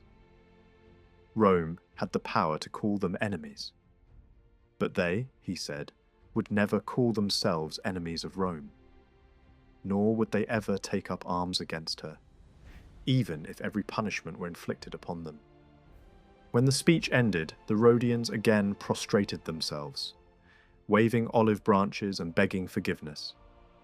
The effect was strong enough that the Senate had to consider carefully what answer to give. The men most hostile to Rhodes were those who had served in Macedonia and felt the city's conduct most bitterly. But one elder statesman gave notable support to the Rhodian case. Though he was often severe by temperament, on this occasion he argued for moderation and mercy. In the end, the answer given was deliberately ambiguous. It did not turn Rhodes into an enemy, but it did not leave the city securely in its old allied position either. The Rhodians were relieved because they had feared something far worse. For the moment, however, they were ordered to withdraw their officials from Lycia and Caria by a fixed date, On its own, this was a hard blow. Yet compared with the danger of outright war, it felt almost like deliverance. Their fear having eased, they moved at once to seek closer security. A rich crown was voted. Another embassy was arranged, this time under the authority of the fleet commander, since they wished the request for alliance with Rome to be made without a public decree and without written record. If the request failed, they did not want that humiliation formally preserved. Their old relationship with Rome had rested on friendship without a binding treaty. That ambiguity had once suited Rhodes, because it let kings continue to hope for Rhodian support and allowed Rhodes to benefit from royal favour. But now, with Roman suspicion weighing upon them and their overseas possessions slipping away, a clear alliance looked necessary. Not because it would protect them from other powers, but because it might protect them from Rome herself. Their fears were not exaggerated. Around the same time, subject communities began breaking away from Rhodian control, and neighbouring powers moved in to seize advantage. The Rhodians reacted quickly, sending out troops and forcing some revolts back under submission, defeating other hostile coalitions in battle, and showing that they were bruised but not yet broken. Still, the deeper truth remained plain. Without their mainland possessions, the Rhodians understood that their great city might be reduced to dependence on a small island and poor soil that could not support such a population on its own. While this was unfolding in the Aegean, Lucius Anicius continued shaping the settlement of Illyricum. After capturing Gentius, he had left garrisons in key places and then moved into Epirus with the rest of his army. One town after another opened to him, often with the inhabitants hurrying out in surrender before an assault even began. In Molossis, however, a few places shut their gates under the influence of local leaders who had tied themselves too closely to Perseus and feared there could be no forgiveness. In one city, 2 such men tried to persuade their countrymen that they should perish together rather than accept Roman domination. But another local noble rose and spoke more plainly. Why, he asked, should an entire city die for the crimes of 2 men? If all the world had accepted Roman power, why should they alone choose destruction? The crowd sided with him. The 2 leaders, seeing their authority collapse, rushed out against the first Roman outpost and died in the attempt. The city then surrendered. Similar stubbornness in other places was likewise broken, and one after another they came in. After securing Epirus, Anicius distributed his forces into winter quarters and returned to Illyricum, where the Roman commissioners had arrived. At Scodra, he assembled leading men from the whole region and proclaimed from his tribunal that the Illyrians were to be free by order of Senate and people. Garrisons would be withdrawn. Some communities would not only be free but exempt from tribute because they had come over while Gentius still ruled. Others would pay only half what they had once given the king. Illyricum too was divided into distinct parts. In form and principle, Rome was doing there what it was preparing to do in Macedonia, replacing monarchy with controlled freedom, weakening centralized power, and making gratitude to Rome a structural part of political life. In Macedonia itself, Paulus, meanwhile, dealt with communities whose conduct had varied during the war. Certain towns that had defected back to Perseus after earlier submission, or that had attacked Roman soldiers after the victory, were marked out for plunder. The season was already turning toward autumn, and Paulus decided to spend part of it travelling through Greece. There was more in this journey than curiosity. Greece was filled with places whose reputation had spread across the whole Mediterranean, and Paulus wished to see with his own eyes what rumour and tradition had made famous. He moved through Thessaly to Delphi, sacrificed at the oracle, and ordered that unfinished monuments meant for statues of Perseus should instead bear images celebrating his own victory. From there, he went to other shrines and celebrated sites, then to Chalcis, Aulis, Athens, Corinth, Argos, Epidaurus, Sparta, and Olympia. Everywhere he observed famous sanctuaries, landscapes, buildings, ports, walls, and statues.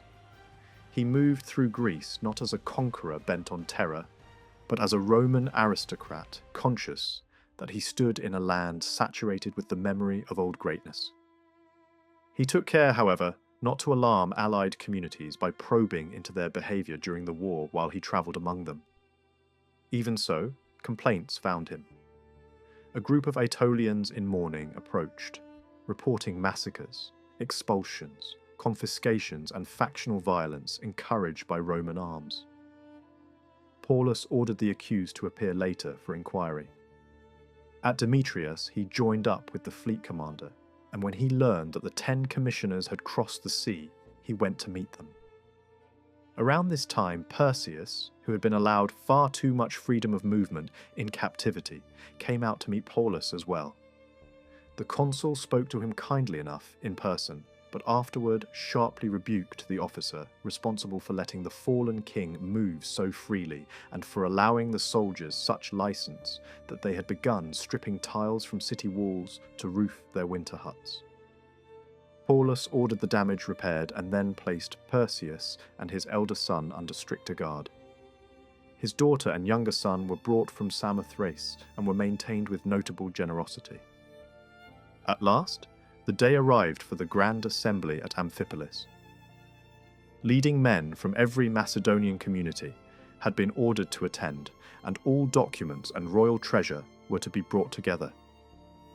Paulus sat on the tribunal beside the commissioners, surrounded by a great crowd of Macedonians. They were used to royal power, but this Roman style of authority with heralds, lictors, public summons, and the whole dramatic order of command was foreign to them and deeply unsettling. When silence had been imposed, Paulus announced in Latin what he and the Senate had decided, and the fleet commander translated the declaration into Greek. First came the central point. The Macedonians were to be free. They were to keep their cities and lands, live under their own laws, and elect magistrates each year. Their tribute to Rome would be only half of what they had paid their kings. Then came the division of the kingdom into 4 separate regions, each with defined borders and its own capital. Amphipolis would lead the first, Thessalonica the second, Pella the third, and Pelagonia the fourth. Assemblies, revenues, and magistracies were all to be handled separately in these districts. Trade in land, houses, and marriage across regional boundaries was forbidden. Gold and silver mines were not to be worked, though copper and iron might be, and even there payments would be reduced from the old royal level. Imported salt was forbidden. Special concessions were made to neighbouring peoples like the Dardani, and frontier regions were allowed armed guards where barbarian pressure made them necessary. Timber for naval construction was restricted as well. At first, the Macedonians reacted with mixed feelings. Freedom and lower tribute brought relief and amazement. But the division of the land and the barriers between the regions made the country feel, to many, like a body pulled apart limb from limb. They did not yet understand that each part, though separated, had been arranged to be largely self-sustaining. One possessed mines and access from the east. Another had ports and fertile coastal districts. A third contained great cities and productive interior lands. The fourth, though rougher and colder, bred harder men used to frontier life. By dividing Macedonia and pairing different resources with different districts, Paulus showed both how much the country had possessed as a whole and how carefully Rome intended to prevent that whole from ever rising again as one kingdom. After the constitutional arrangements, Paulus turned to the factions of Greece. In the case of the Aetolians, the question was not so much who had killed whom, but who had supported Rome and who had looked toward Perseus. Men guilty of murders were acquitted because their victims had been judged politically hostile to Rome, while one Roman officer alone was condemned for having lent soldiers to assist the slaughter. Across Greece, this decision emboldened those who had attached themselves to Roman success and crushed those suspected of sympathy for the defeated side. In many cities, there were now three sorts of leaders. Some had prospered by flattering Roman power, others by courting kings, while a middle group had tried to defend liberty and law against both. Tragically, that middle group, though often best loved at home, had the least influence with whichever great power happened to be winning. Roman partisans now crowded the ears of the commissioners, accusing rivals throughout Greece of hidden disloyalty. Names were submitted from Aetolia, Acarnania, Epirus, Boeotia, and elsewhere. Men were summoned to Rome to answer charges. In Achaea, where the evidence was weaker and no letters had been found among Perseus's papers, commissioners went in person to issue the summons, partly because they feared resistance, and partly because accusation there rested on informers more than proof. Thus, Roman victory began to reshape Greek politics by favouring one faction and marking another for destruction or exile. When the Macedonians were assembled a second time, another major announcement followed. A new governing class was to be created, a body of local councillors who would advise in the administration of the regions.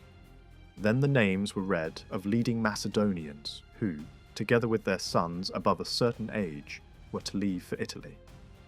At first, this sounded merely harsh and foreign. Soon, however, the logic became clear even to many Macedonians.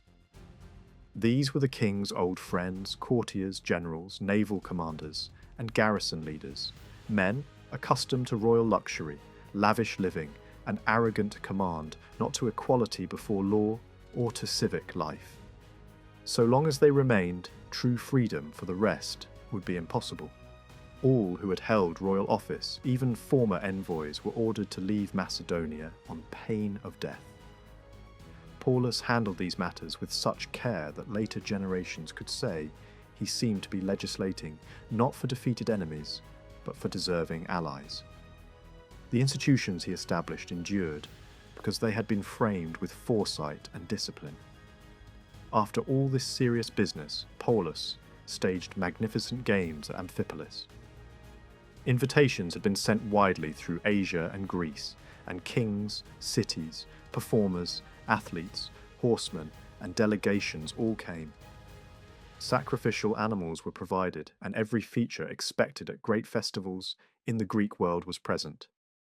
Yet what impressed many observers most was not merely the lavish scale, but the precision and intelligence with which everything was arranged. Men said that the same man who knew how to set out a feast and order games on so grand a scale was clearly also the man who knew how to win a battle. When the spectacle ended, captured shields were hung on ships, the remaining weapons of the enemy were piled up in a great heap, and Paulus invoked the gods before setting the spoils alight as a sacred dedication. His officers followed, each throwing a torch into the blaze. The abundance on display at Amphipolis was extraordinary. Grain was cheap, supplies were plentiful, and the general handed out gifts to individuals, cities, and peoples, not merely for the occasion, but to take home with them. Yet what most fascinated the crowd was not so much the performances as the treasures of Macedonia itself. Sculptures, paintings, fabrics, vessels of gold, silver, bronze, and ivory, all made not for mere display, but for enduring royal use, were laid out for all to see.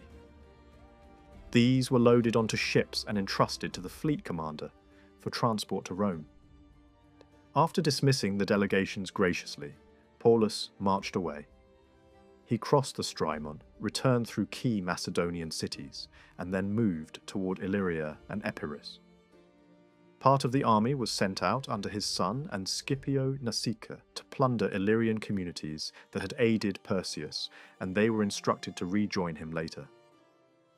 Paulus himself reached Epirus, where another, far darker phase of the settlement awaited. The Senate had granted his troops the booty of those Epirote cities that had sided with Perseus. Messages were therefore sent announcing that garrisons would be removed and freedom granted, just as in Macedonia.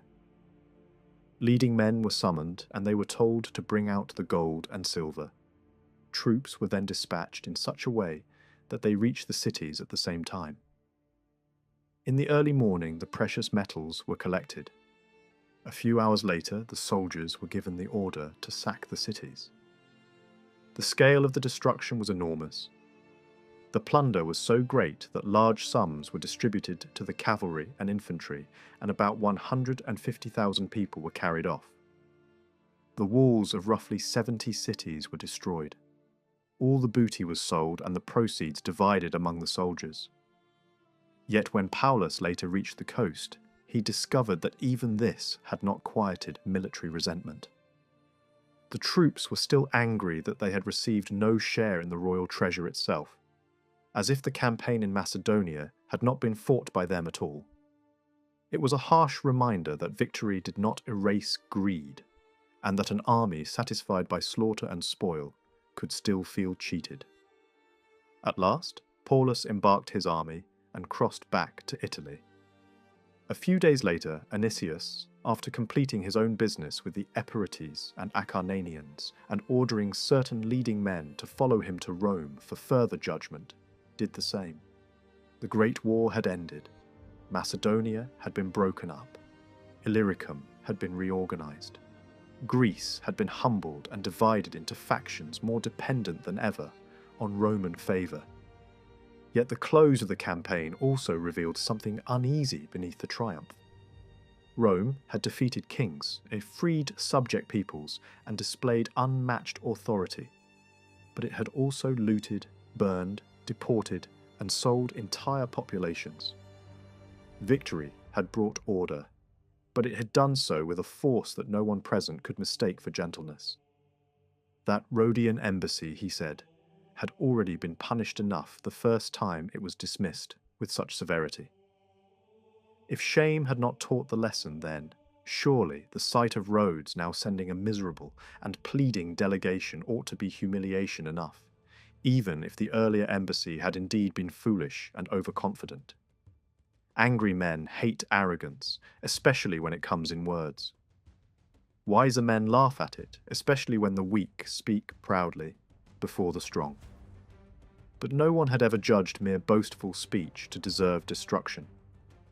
Was Rome truly prepared to ruin a famous city because some of its envoys had spoken too boldly? He went on to ask what, exactly, still remained to be defended. Rhodes had committed no act of war. If the city's language had been swollen with pride, then yes, it had rightly offended Roman ears. But should offensive words erase an entire state? The discussion in Rome, he said, seemed to be turning on something even more uncertain than action. Some Romans appeared to be calculating punishment not for what Rhodes had done, but for what it may have wished. Some seemed to think Rhodes should be crushed because it had silently hoped for Perseus's success.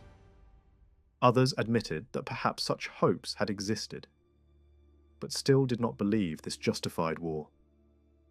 No city, he argued, condemned men to death merely for wishing harm to an enemy if they had done nothing to bring it about. On that point, he said, the Rhodians were not asking for indulgence without limit. If all Rhodes had truly shared the same guilt, then let all suffer together. But if some leaders had leaned toward Perseus while others had remained loyal to Rome, then justice demanded a distinction.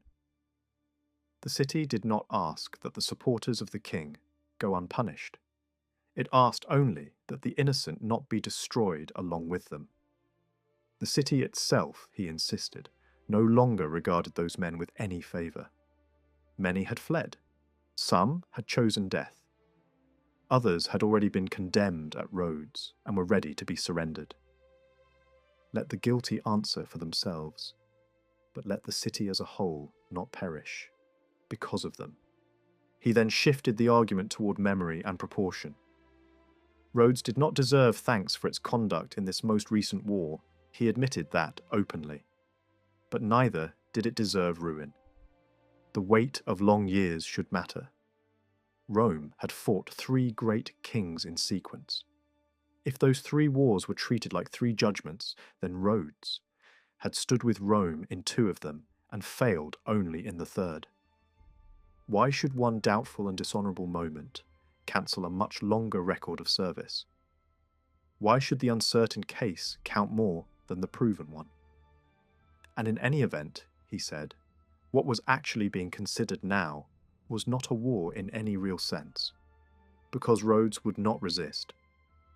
Rome was not deciding whether to fight the Rhodians. It was deciding whether to erase them. Then the appeal turned dramatic. If Roman anger could not be softened, then the Rhodians asked only for time to return home and bring everything they possessed to Rome.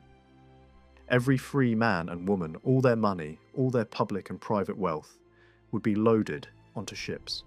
They would leave their gods behind, bring their treasure to the Comitium and the threshold of the Senate House, and place themselves, their wives, and their children entirely at Rome's disposal. Let them suffer there whatever Rome judged right.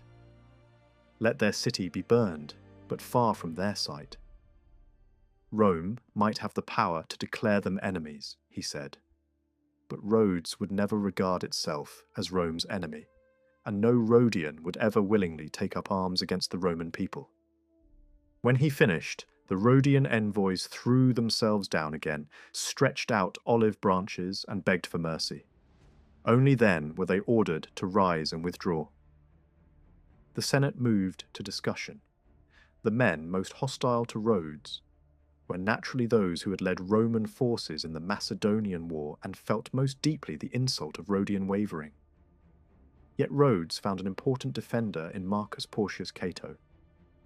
Though he was famous for severity, on this occasion he argued as a restrained and merciful statesman. His influence helped prevent the worst outcome. In the end, the answer given to Rhodes was carefully balanced. It did not make the Rhodians enemies, but it also did not fully preserve their old standing as trusted allies. The leading Rhodian envoys divided their responsibilities after that. Some were to return home and report what had happened. Others would remain in Rome to watch events closely and keep their city informed. For the moment, the Roman decision was that Rhodes must withdraw its officials from Lycia and Caria by a fixed deadline. By itself, that order was harsh. Yet it came as a strange relief to the Rhodians, because they had feared something worse than humiliation. They had feared war. Compared with that, the loss of overseas authority seemed survivable. Relieved that they had escaped outright destruction, the Rhodians at once tried to secure themselves more firmly.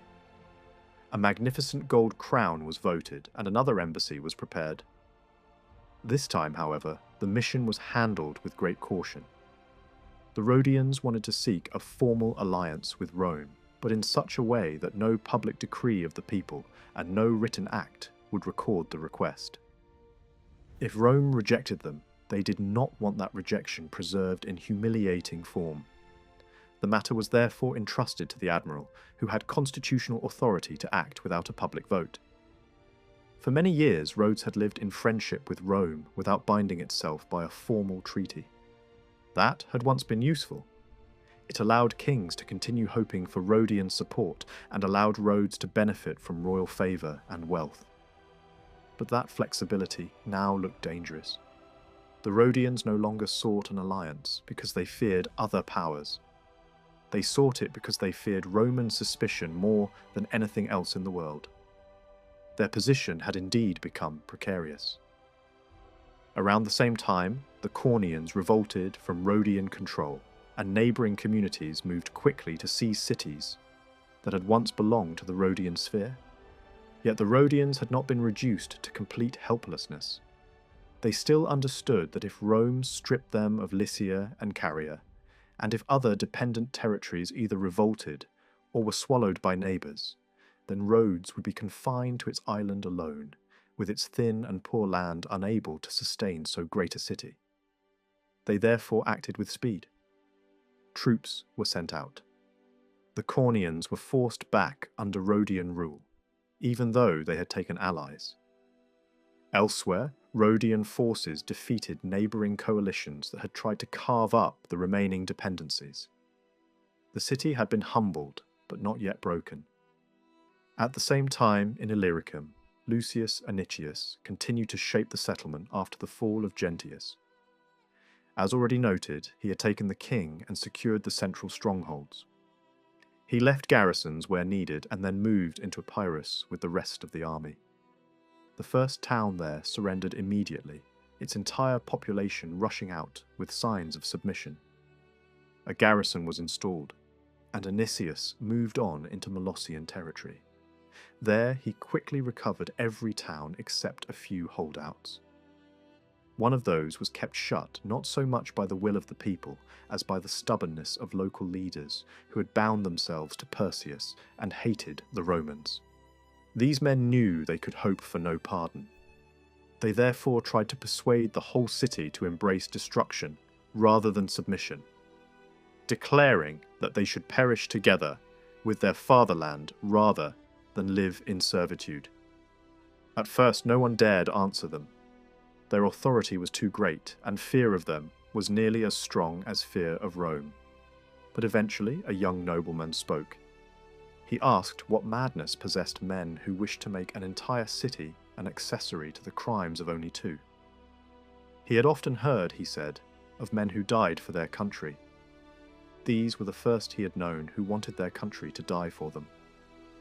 Why not instead open the gates and accept the rule that nearly the whole world had already accepted? That argument found support at once among the population. The two leaders, seeing the people slip from their control, rushed out against the foremost Roman post and were cut down. After that, the city surrendered. The same pattern repeated elsewhere. Other towns resisted out of the stubbornness of one or two men. Once those men were killed or overruled, surrender followed. Having pacified Epirus, Anicius spread his forces through the principal towns for the winter and then returned to Illyricum. At Scodra, where Roman commissioners had now arrived, he summoned leading men from throughout the region to a formal assembly. From his tribunal he proclaimed that, by decision of the Senate and people of Rome, the Illyrians were free. He announced that Roman garrisons would be removed from the towns, forts, and strongholds. Some peoples who had broken from Gentius and gone over to Rome while he still ruled were granted not only freedom but exemption from tribute. Others would pay tribute at only half the level previously owed to the king. Illyricum too was divided into 3 administrative parts. Once these arrangements had been publicly declared, Anicius withdrew to winter quarters in Epirus. Meanwhile in Macedonia, before the arrival of the Roman commissioners, Paulus sent his son, Quintus Maximus, back from Rome and ordered him to plunder certain towns that had behaved badly. One had surrendered to a Roman commander earlier in the war, only to defect again to Perseus, and then hypocritically seek Roman friendship once more. Another had recently attacked Roman soldiers because it refused to believe the reports of Macedonian defeat. A third had persisted in resistance longer than neighbouring communities and was therefore also marked for punishment. These expeditions were meant to show that surrender at the right moment could be rewarded, but treachery or blind defiance would be remembered. By now, the season was moving toward autumn, and Paulus decided to spend the early part of it travelling through Greece. He wanted to see, with his own eyes, places whose fame had long filled the world, places that often seemed greater in report than in reality. Leaving Gaius Sulpicius in charge of the camp, he set out with a small escort. Scipio, still a young man, accompanied him, as did Athenaeus, brother of King Eumenes. He travelled first through Thessaly to Delphi, the most celebrated oracle in Greece. There, after sacrificing to Apollo, he ordered that unfinished bases intended for statues of Perseus should instead carry monuments commemorating his own victory. He then visited other famous shrines and landscapes. he saw the underground oracle at Lebedea, crossed to Chalcis to view the Euripus and the bridge to Euboea, went on to Aulis, famous from the old story of Agamemnon's fleet and the sacrifice that won passage to Troy, and then continued to Oropus and to Athens. Athens still stood filled with its ancient glory. Paulus saw the Acropolis, the harbour, the long walls joining city and port, the shipyards, the statues of famous commanders, and the images of gods and men that were admired for their workmanship, no less than for their history. From there he went on to Corinth, still splendid before its destruction, and admired both the city and the isthmus itself, where the narrow land joined two seas. Then came Sicyon, Argos and Epidaurus, known for the famous sanctuary of Asclepius, rather than for wealth equal to the larger cities. From there he visited Sparta, memorable less for magnificent structures than for the severity of its institutions and training. Finally, he made his way to Olympia, where the sight of the great statue of Zeus moved him so strongly that he ordered a sacrifice of unusual magnificence, as though he were honouring Jupiter on the capital itself. Throughout these travels, Paulus was careful not to trouble the Greek communities with inquiry into what they had done during the war. He wanted them to feel no immediate terror from his presence. Yet complaints still found him. A delegation of Aetolians in mourning clothes approached and described killings, exiles, confiscations, and factional violence carried out with Roman military support. Paulus ordered those accused to appear later at Amphipolis. He then met Gnaeus Octavius at Demetrius, and when word came that the 10 Roman commissioners had crossed the sea, he at once put aside other concerns and went to join them. Around this time, Perseus, taking advantage of guards who had grown too lax, was allowed to move from Amphipolis to meet Paulus at another place a day's journey away. Paulus spoke to him in friendly fashion, but once he returned to camp, he sharply rebuked Gaius Sulpicius, first, because he had allowed the fallen king too much liberty of movement, and second, because he had been too indulgent with the soldiers, who had actually begun stripping tiles from city walls to roof their winter huts. Paulus ordered the tiles returned and the damage repaired. He then placed Perseus and his elder son Philip under the charge of Aulus Postumius, while the king's daughter and younger son were brought over from Samothrace and treated with generosity and care. Then came the day Paulus had fixed for the great settlement of Macedonia. 10 leading men from every community had been ordered to attend at Amphipolis, and royal documents and treasure were collected there. Paulus sat on the tribunal with the 10 commissioners, surrounded by the whole Macedonian crowd. These people had long known monarchic power, yet even so they were shaken by this new Roman display of power. Heralds, silence imposed by command, the clearing of a path for the general, the tribunal itself, and the formal summons. What was routine to Romans seemed terrifying and alien to a defeated people. When the herald had created silence, Paulus announced in Latin what he and the Senate had decided, and Gnaeus Octavius translated the proclamation into Greek. First of all, the Macedonians were declared free. They were to keep their cities and lands, live under their own laws, and elect magistrates each year. They would pay tribute to Rome, but only half the amount once paid to their kings. Then came the formal division of Macedonia into 4 separate regions. Each had its own borders, its own central city, its own assemblies, and its own financial administration. Amphipolis was to be the centre of the first, Thessalonica of the second, Pella of the third, and Pelagonia of the fourth. Paulus then declared further regulations intended to keep the regions separate and weak. There was to be no intermarriage or trade in land or houses across regional boundaries. Gold and silver mines were not to be worked, though copper and iron might be, with reduced payments. Imported salt was forbidden. When the Dardanians demanded Paeonia back, Paulus refused them that claim but allowed them access to salt under Roman regulation. Timber for fleets was restricted as well. Only the frontier districts, those exposed to barbarians, were permitted armed border guards. The first reaction to all this was mixed. Freedom and lower tribute delighted the Macedonians, who had expected far worse.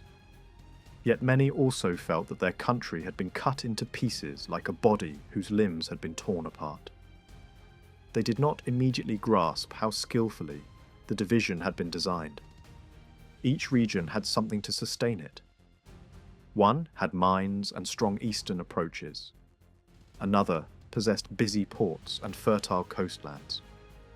The third contained famous inland cities and productive territory. The fourth was rougher and colder, but filled with hardy and warlike peoples, shaped by the frontier.